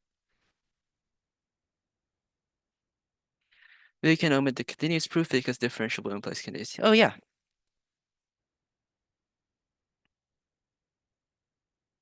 Oh yeah, that's true actually. Yeah, you can. So according to the chat comments, you can make the argument that since the derivative exists everywhere for x and 1 to infinity, then it's differentiable in the interval 1 comma infinity, and that implies continuity. Yep. Well, yeah, let's continue on. So this means that the numerator is negative and the denominator is positive. And that means that the derivative is always negative. And by properties of derivative, this means that f of x is decreasing.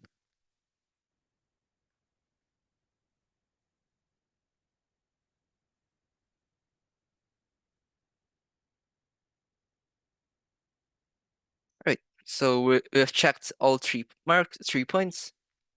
Now by the integral test, the infinite series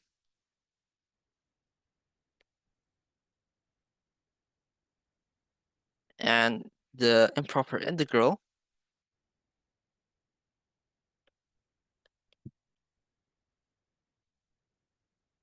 either both converge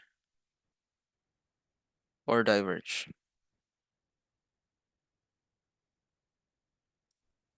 So yeah, we will evaluate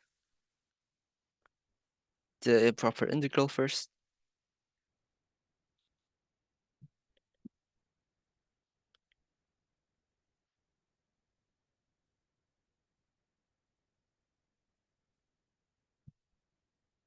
And does anyone have any ideas here?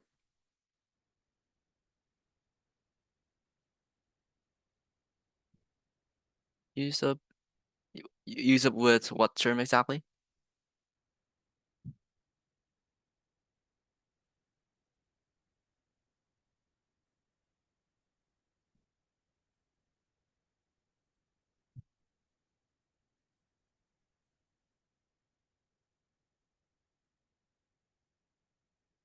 I'm not sure if integral by parts will work. It might, but I'm not sure.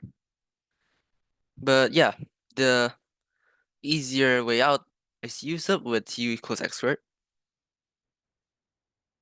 So we let u equals x squared. That means du is equal to 2x dx. And du over 2 is equal to x dx.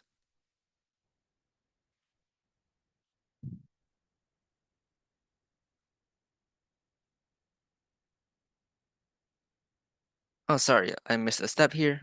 First, you will need to use the limit definition of an improper integral. So this improper integral is equal to the limit as a goes to infinity of the integral from 1 to a of the previous integral. And then we can do use up. So this is equal to, again, the limit as a goes to infinity of the integral from 1 to a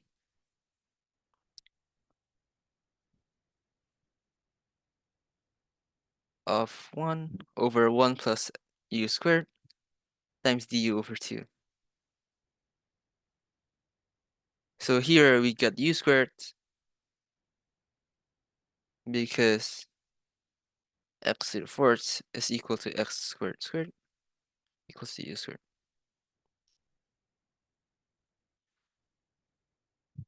And this should be a familiar integral by now. This is just arctan of u. Oh, I think I missed a step also here. We need to readjust the limits of the integrals, squaring it by the according to the function that we choose for u. Yeah, over 2. From a squared to 1.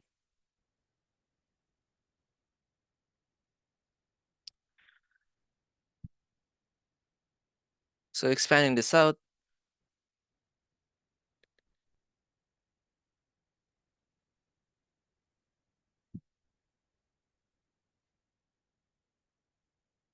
you get this term.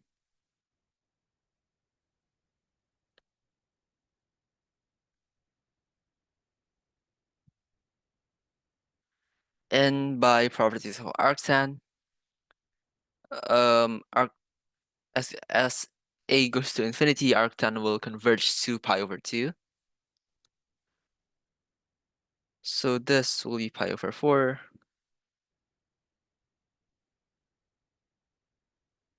And arctan of 1 is pi over 4. So the second term will be pi over 8. And this will be pi over 8.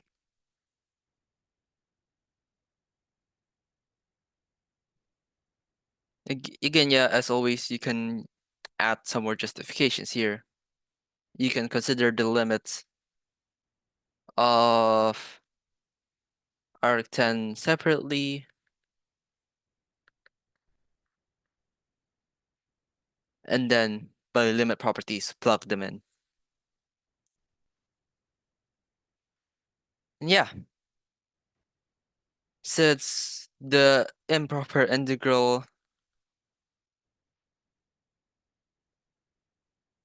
converges to pi over 8, that means the series, the original infinite series that we were considering, also converges by integral test. And we're done. Any questions here?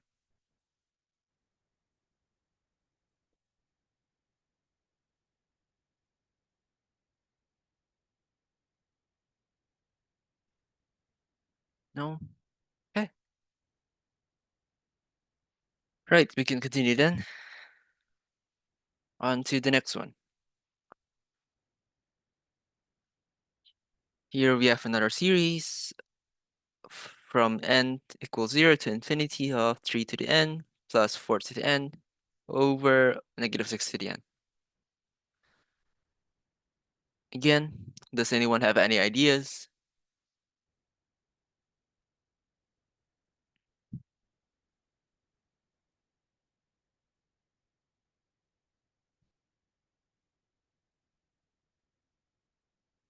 Split into 2? Yeah, that's correct. That's pretty much it. Hey, I think I made a typo when I copied the question. This should be half and a plus 2 here. Okay. Yeah. Yeah, that still doesn't change the method though. We still need to split this into two sums. Or rather, we consider the two components of the sequence and then we sum them together. So we consider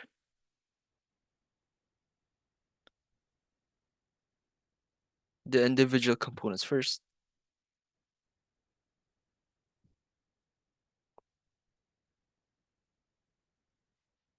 This is equal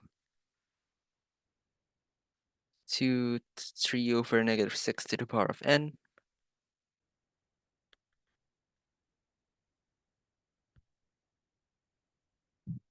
Which is just negative a half to the power of n.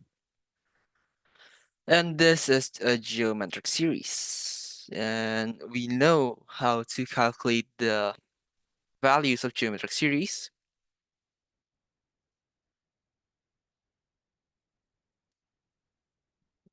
So we have r equals negative half. And here the absolute value of r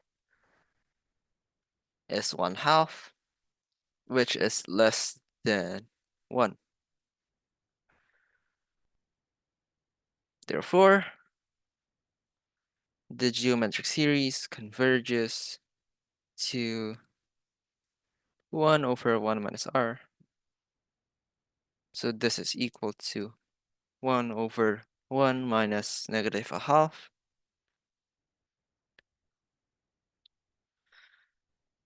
Which is 1 over 3 over 2, which is equal to 2 over 3.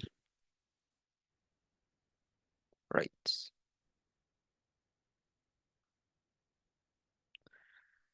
And then we can consider the other term in the sum.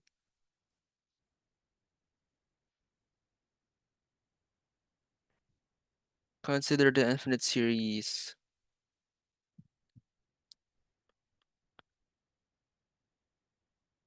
I'll first do 4 to the n over 6 to the negative 6 to the n first, and then we'll adjust by a constant factor because that makes things easier.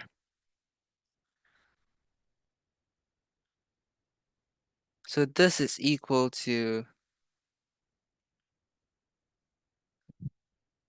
negative 2 over 3 to the power of n. Again, this is a geometric series with r equals negative 2 over 3. So the absolute value is 2 over 3, which is less than 1. Therefore, the geometric series converges to 1 over 1 minus r. So this is equal to 1 over 1 minus negative 2 over 3, which is 1 over 5 over 3, which is 3 over 5.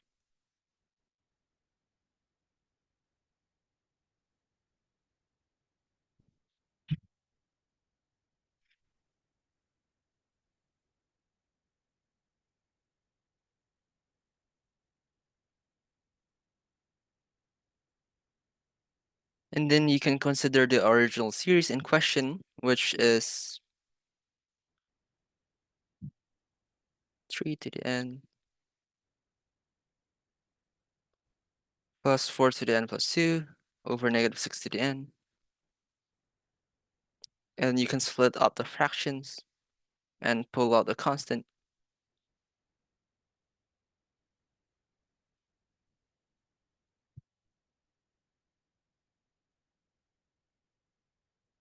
Like this. And then this is equal to, here you can apply the sum and product rule, the sum and constant product rule, because you know that the individual terms in the sums converge. If you don't, you cannot necessarily do that. So that's why we had to consider the components first before we combine them into one.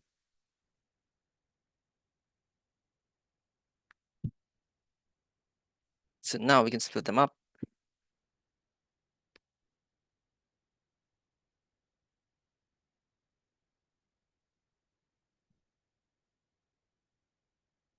And we can just plug the values in. So the first one will be 2/3 plus 16 times 3/5. So this is equal to 2/3 plus 48/5.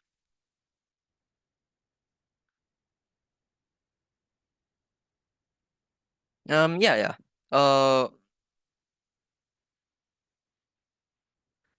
I'm pulling out the +2 power here. So this is equal to 4 to the power of 2 times 4 to the power of n, which is 16 times 4 to the power of n. But doesn't doing this change the order?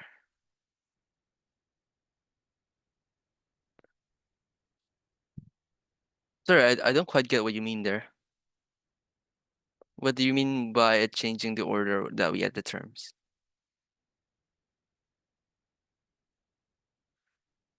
Here we're using the properties that we can split up the sum because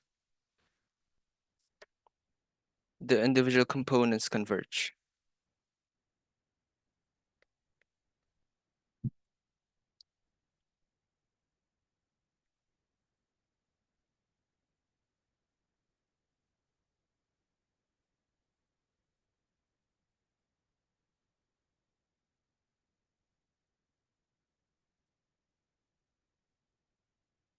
Yeah, because since we know that the individual sums converge, you can say that we can apply sum and constant multiplier rule or constant product.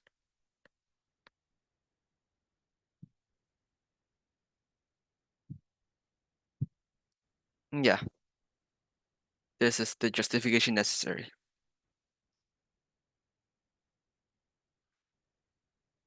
Right, so we're almost done. We just need to complete this computation.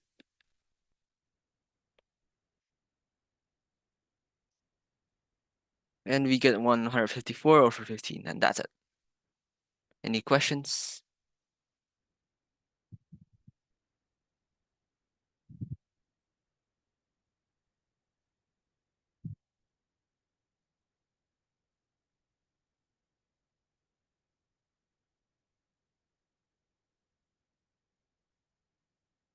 If not, that's all for my section today. And I'll let the next person take over for some more series exercises. Yeah. Thank you and good luck for your exams.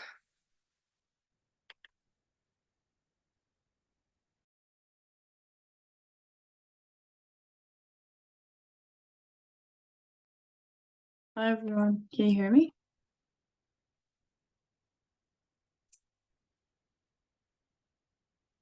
Okay, perfect.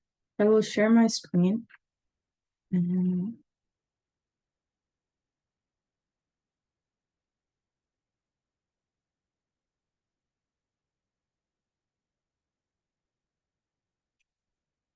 with the questions. I'll give you a few minutes to try them or like to think of what you can use before we approach the questions.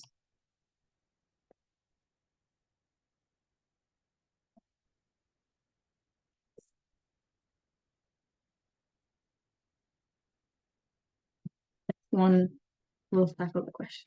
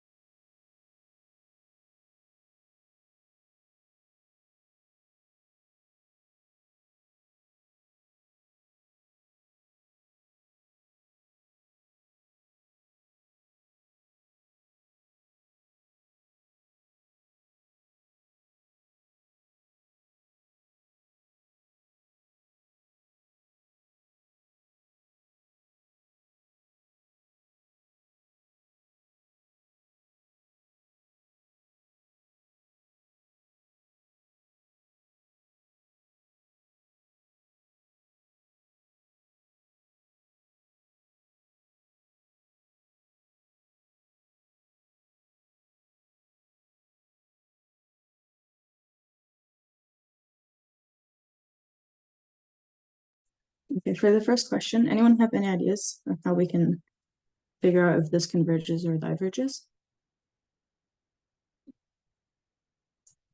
Diverges tests.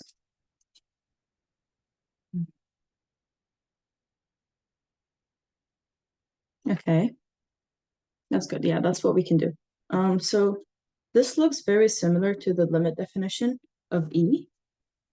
The limit definition of E goes like limit n goes to infinity, 1 plus 1 over n, the n equals E. So if we can somehow make the general term, this term, look something like this, then we can use the divergence test and then get something that's not equal to 0. So let's just write the limit of this general term. 1 minus 1 over n to the n. We just like denote it as n. This is equivalent to saying the limit is equal to n minus 1 over n to the n. And then we just make a substitution because we're trying to get to this form in the blue.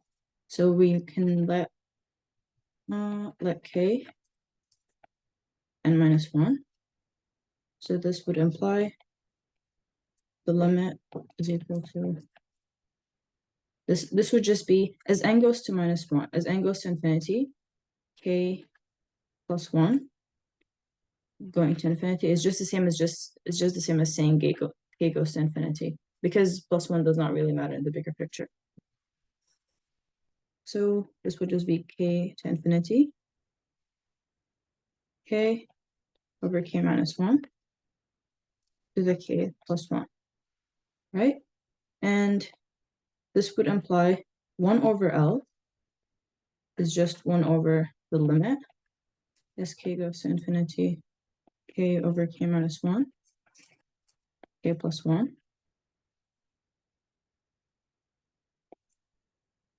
Right? And because everything here is continuous, shouldn't it be k plus 1 in the denominator? Yes, that's right, my bad. Thank you. Yeah. Since everything here is continuous, we can write 1 over L is just the limit k plus 1. We essentially just reverse these. I mean, take the reciprocal. This is just the limit as k goes to infinity, k plus 1 over k to the k times k plus 1 over k. This is just exponent laws, right? The k plus 1. And then this is just the limit. You can, because the limit of a product, if the product is continuous, you can just take the product of the limits. So this would be limit k to infinity, 1 plus 1 over k. I'm just going to use partial fraction here, times the limit of k plus 1 over k. This k goes to infinity. This just goes to 1, right? Because you have 1 plus 1 over k, and k goes to infinity, 1 over k goes to 0. So you get, at the end, 1 over L is the limit of k goes to infinity, 1 plus 1 over k to the k, which is just the limit definition of E, which would imply the limit is 1 over E, which is not equal to 0. So you can conclude by divergence test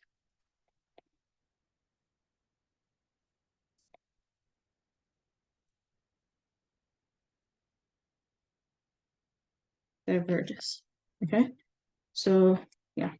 Anyone have any questions? We essentially just computed the limit, and we so that the general term just looks like the definition of E, and then we use divergence test. All right. Okay, moving on to the second question. So this works.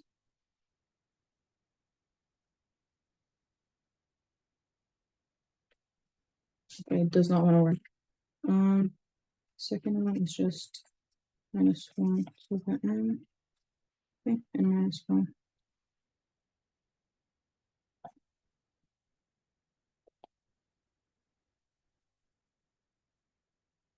Okay. Do anyone have any ideas? I think this one is fairly easy.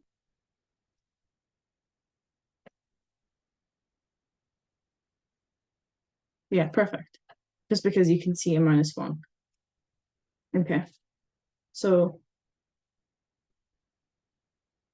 to use AST, you need to first check the conditions. So there's 2 conditions, right? What are the conditions so that you can use AST? Limit does not go to 0 and it's perfect. Okay, so because there's 2, and technically you can start with any part, it's preferred that you start with the limit does not go to 0, because if you first evaluate the limit of this, like the an term, and you get that the limit of an as n goes to infinity, if you get this equals, it does not equal 0, then you just miss the divergence test, and then the whole thing diverges. So it's, yeah. So if you start with the limit, evaluating the limit, that's helpful, because if you happen to miss the fact that it diverges, then you would catch it. So let's start with evaluating the limit. Limit 1 over n minus 3 as n goes to infinity. This is just 0.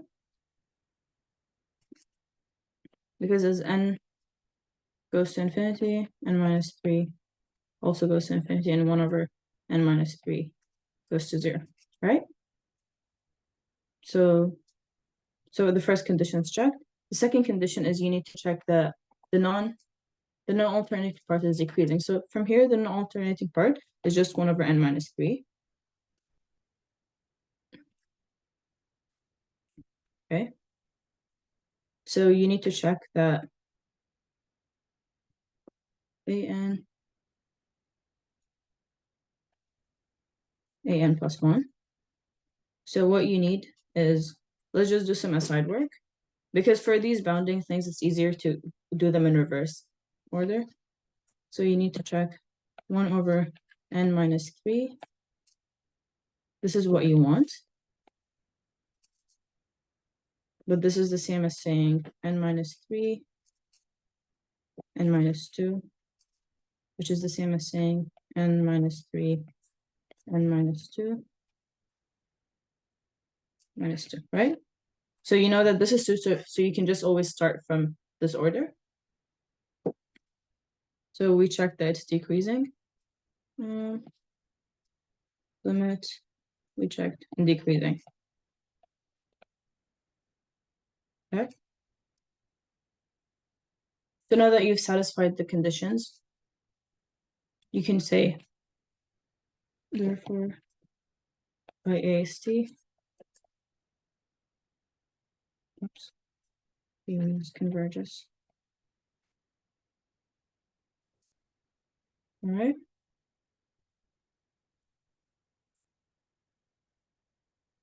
Okay, moving on to the last question.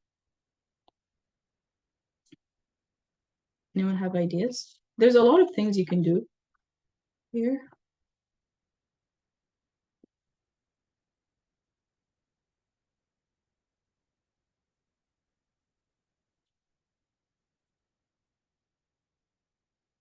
Yeah, comparison test. Yeah, just because you see, whenever you see like a term like +1 or plus some constant, it's very, you should always think about comparing them using comparison test. Because in the bigger picture, as n goes to infinity, those terms are not perfect. Those terms are not really relevant. I'm just going to do the third one here. So the conditions for using CT, you just, if you think it converges, if you find something larger and converges, all you need to check if it's, if your general term, an, if 0, like it's positive, and then the other function, bn, has to be here, has to be greater than it, and it has to converge as well. All right. So, since n belongs to natural numbers, and n is greater or equal to 3, 1 over 2 to the n plus 1 is always going to be bigger than 0. So now you need to bound it. So 1 over 2 to the n plus 1, or just start from the other way around, 2 to the n plus 1 is greater than 2 to the n, which would imply 1 over 2 to the n plus 1. So this will be our bn. 1 over 2 to the n is just 1 over 2 to the n.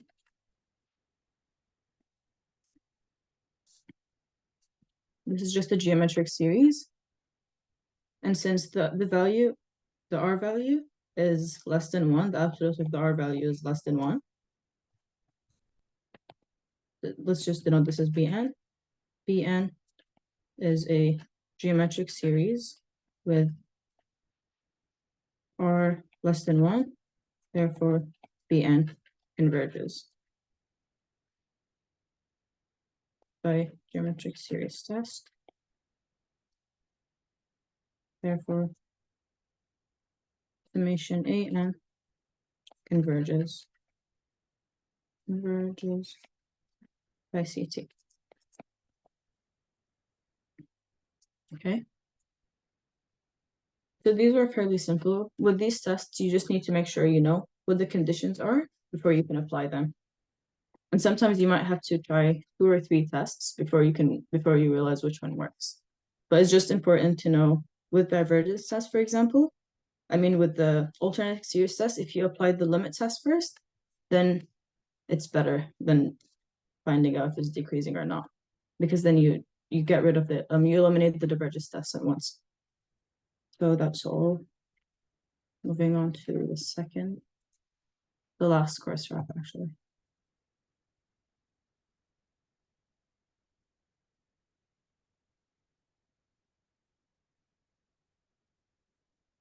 Okay, so I'll be presenting.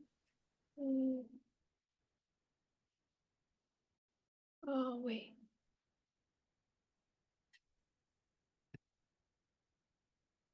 Just give me 1 minute. There. Okay, so I'll be using this mirror board. Okay, so let me present this. So test a series. This -1 raised to n cubed, and over 3n for absolute convergence. So since we already have done almost all of the tests, we're just going to be talking about the ratio test. So let me just recap the basics of ratio test, so all of you are familiar.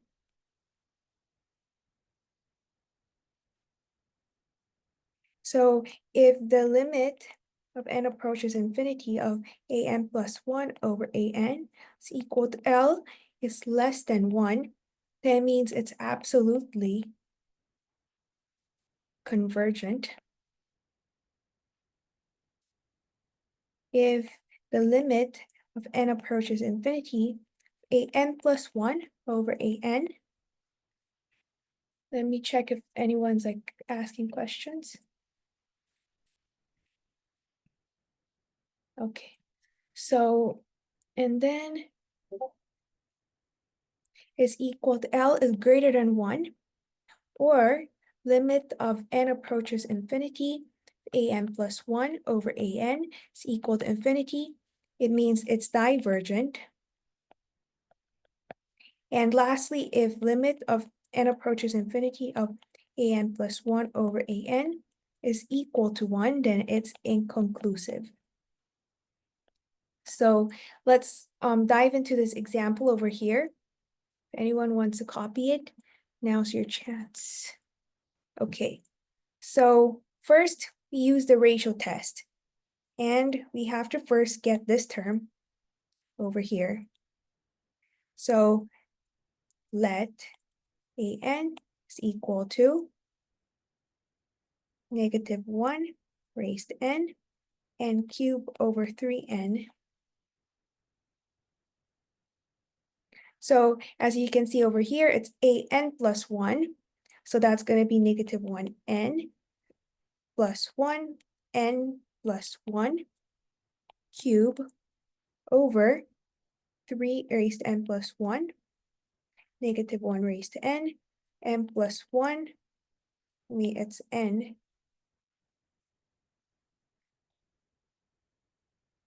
n cube over 3n, and this one, an plus 1 over an, to be get full points, and you just simplify it. So you have this one just be -1, but it's absolute value, so canceling, and then n plus 1 cube and 3n plus 1 and 3n, so you have n plus 1 cube, 3n plus 1, 3n, n cube. That will become, this one will become 3, so 1/3. Note how over here it became -1, so it became +1 because of absolute value. And then we have n plus 1 cube over 3 over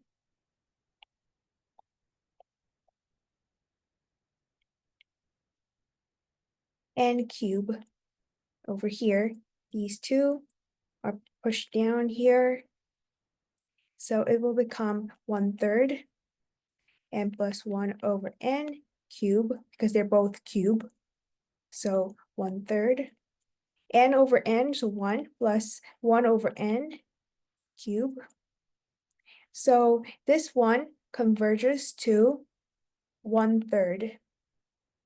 And it's going to be converging to 1/3 because as n approaches infinity, 1 over n approaches 0. So 1/3, 1 cube. And then it's going to be, by the test over here, less than 1. So we conclude that it is absolutely convergent. Anyone want to take a screenshot? You can go.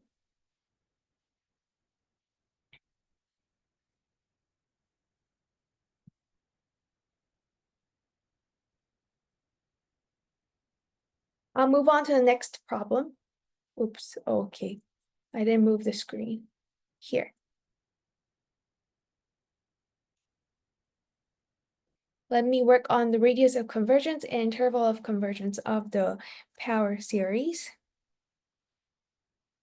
I remember this was also part of the exams, like just do a bunch of like exercises. I remember it was taught in the last few weeks, so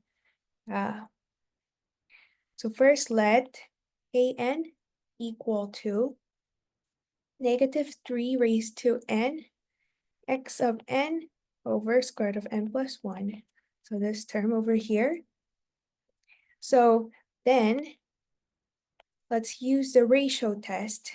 So an plus 1 over an, this is equal to -3 raised to n x of n plus 1 square root of n plus 2 over this thing. Okay. Now we have to simplify.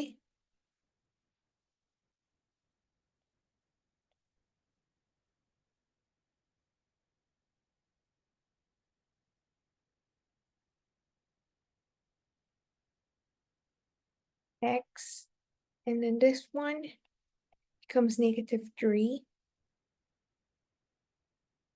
So -3x, and then square root of n plus 1 over square root of n plus 2. So it becomes +3.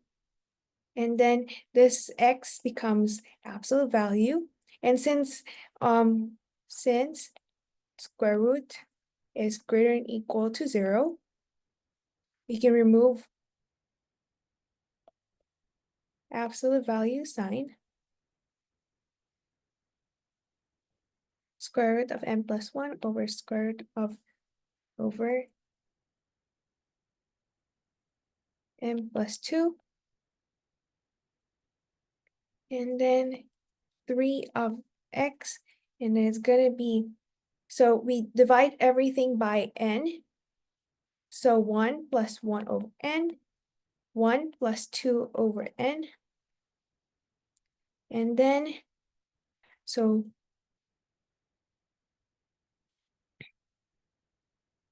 as x approaches infinity, n approaches infinity,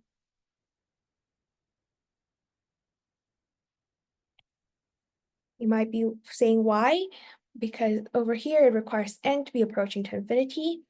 So we continue over here and we say that because 1 over n converges to 0, so 3 of x, 3 times x, this one becomes 1 because this one converges to 0. This one converges to 0. 1 over 1 plus 2. Wait, it's 1. Yep, sorry. 1 over 1. So 3 of x. And then, so you can see over here, the ratio test states that it converges when this value is less than 1. and diverges when it's greater than 1. So now we have to check for it. So ratio test, if 3 of x is less than 1, converges. 3 of x is greater than 1, diverges. So this one, 3 of x is less than 1, 2, means x is less than 1/3. And number 2 means x is greater than 1/3. So this absolute value of x, this one is gonna mean negative 1/3 x and 1/3. So we have this interval of negative 1/3 and 1/3. This is where it converges. So converges. But we need to identify if these endpoints over here are convergent. Are endpoints convergent? That's a question you have to ask. So we now test. We're divided into 2 when it's x is equal to negative 1/3, x is equal to 1/3. So at x is equal to negative 1/3,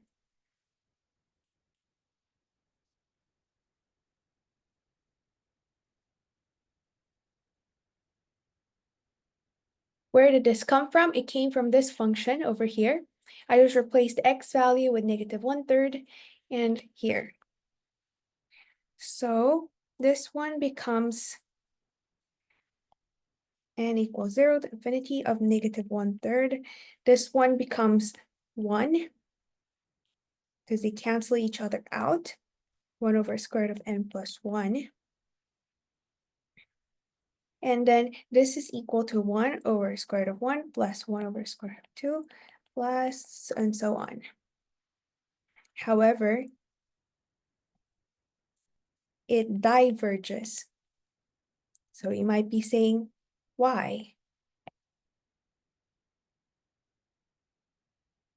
This is because by p-series or integral test, it diverges. For example, if p is equal to 1/2 is less than 1, so yeah, it diverges. It's up to you to check on it. Is anyone having any questions?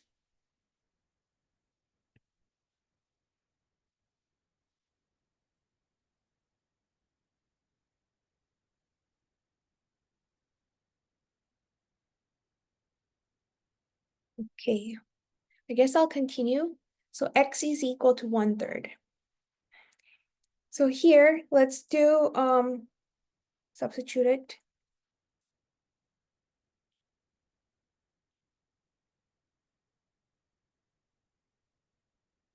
Oops.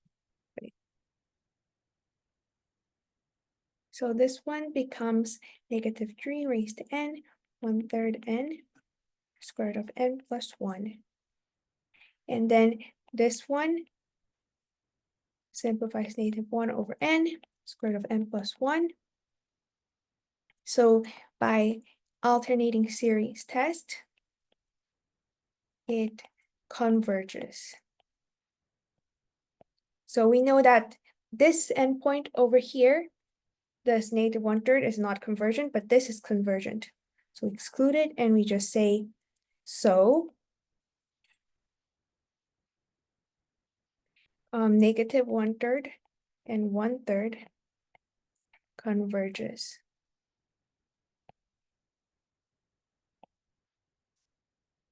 Okay, let's move on to the last problem of the day. Okay, so we're going to be testing this next question for convergence of the series using ratio test.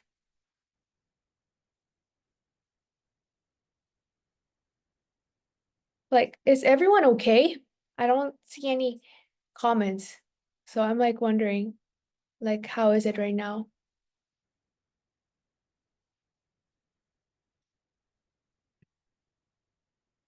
Okay, that's easy, that's good.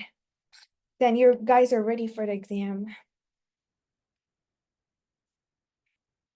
How about the others? Like, all good? So nothing confusing. Okay, let me just wrap this last one, and let you guys go.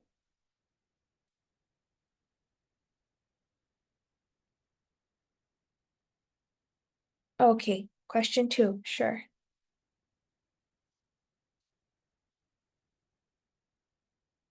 You want me to go like little by little? So here, let me just give you like a few seconds.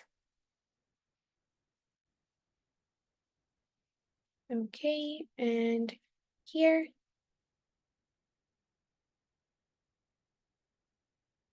And then here. Okay, I guess I'll continue on to number 3. I'll share this board to everyone. MATA37, final.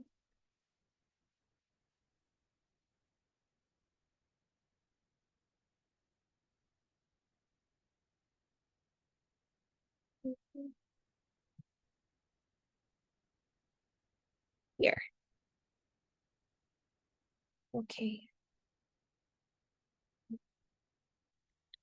So this question, let's do it again with a ratio test. AN plus 1 over AN. First, AN is equal to n raised to n factorial. So notice that I didn't place any absolute value. It's because it's positive. So n plus 1 raised to n plus 1, n plus 1 factorial. And then right now it's like n over n factorial. Just simplify it. Meaning this one stays.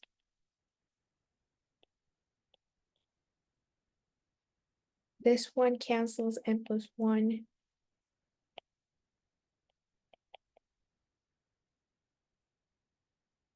So it becomes n plus 1 raised to n over n raised to n. So n plus 1 over n raised to n is equal to 1 plus 1. Oh, wait, I forgot to show it. Okay, so 1 plus 1 over n raised to n. So as this one is approaching e, as n approaches infinity,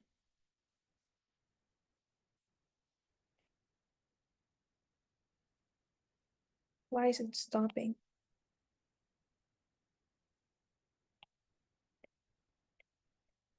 As we know, e is approximately 3.14 or something. This is greater than 1, so it diverges by ratio test. Okay, I guess that's all. Thank you for listening.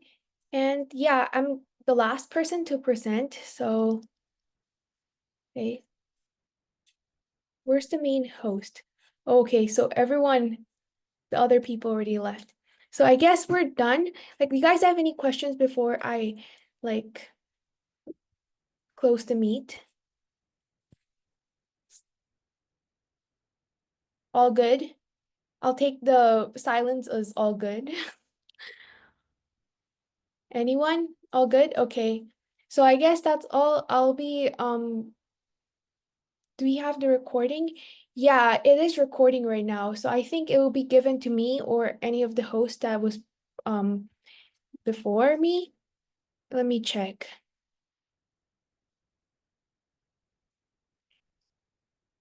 Okay. Yep, so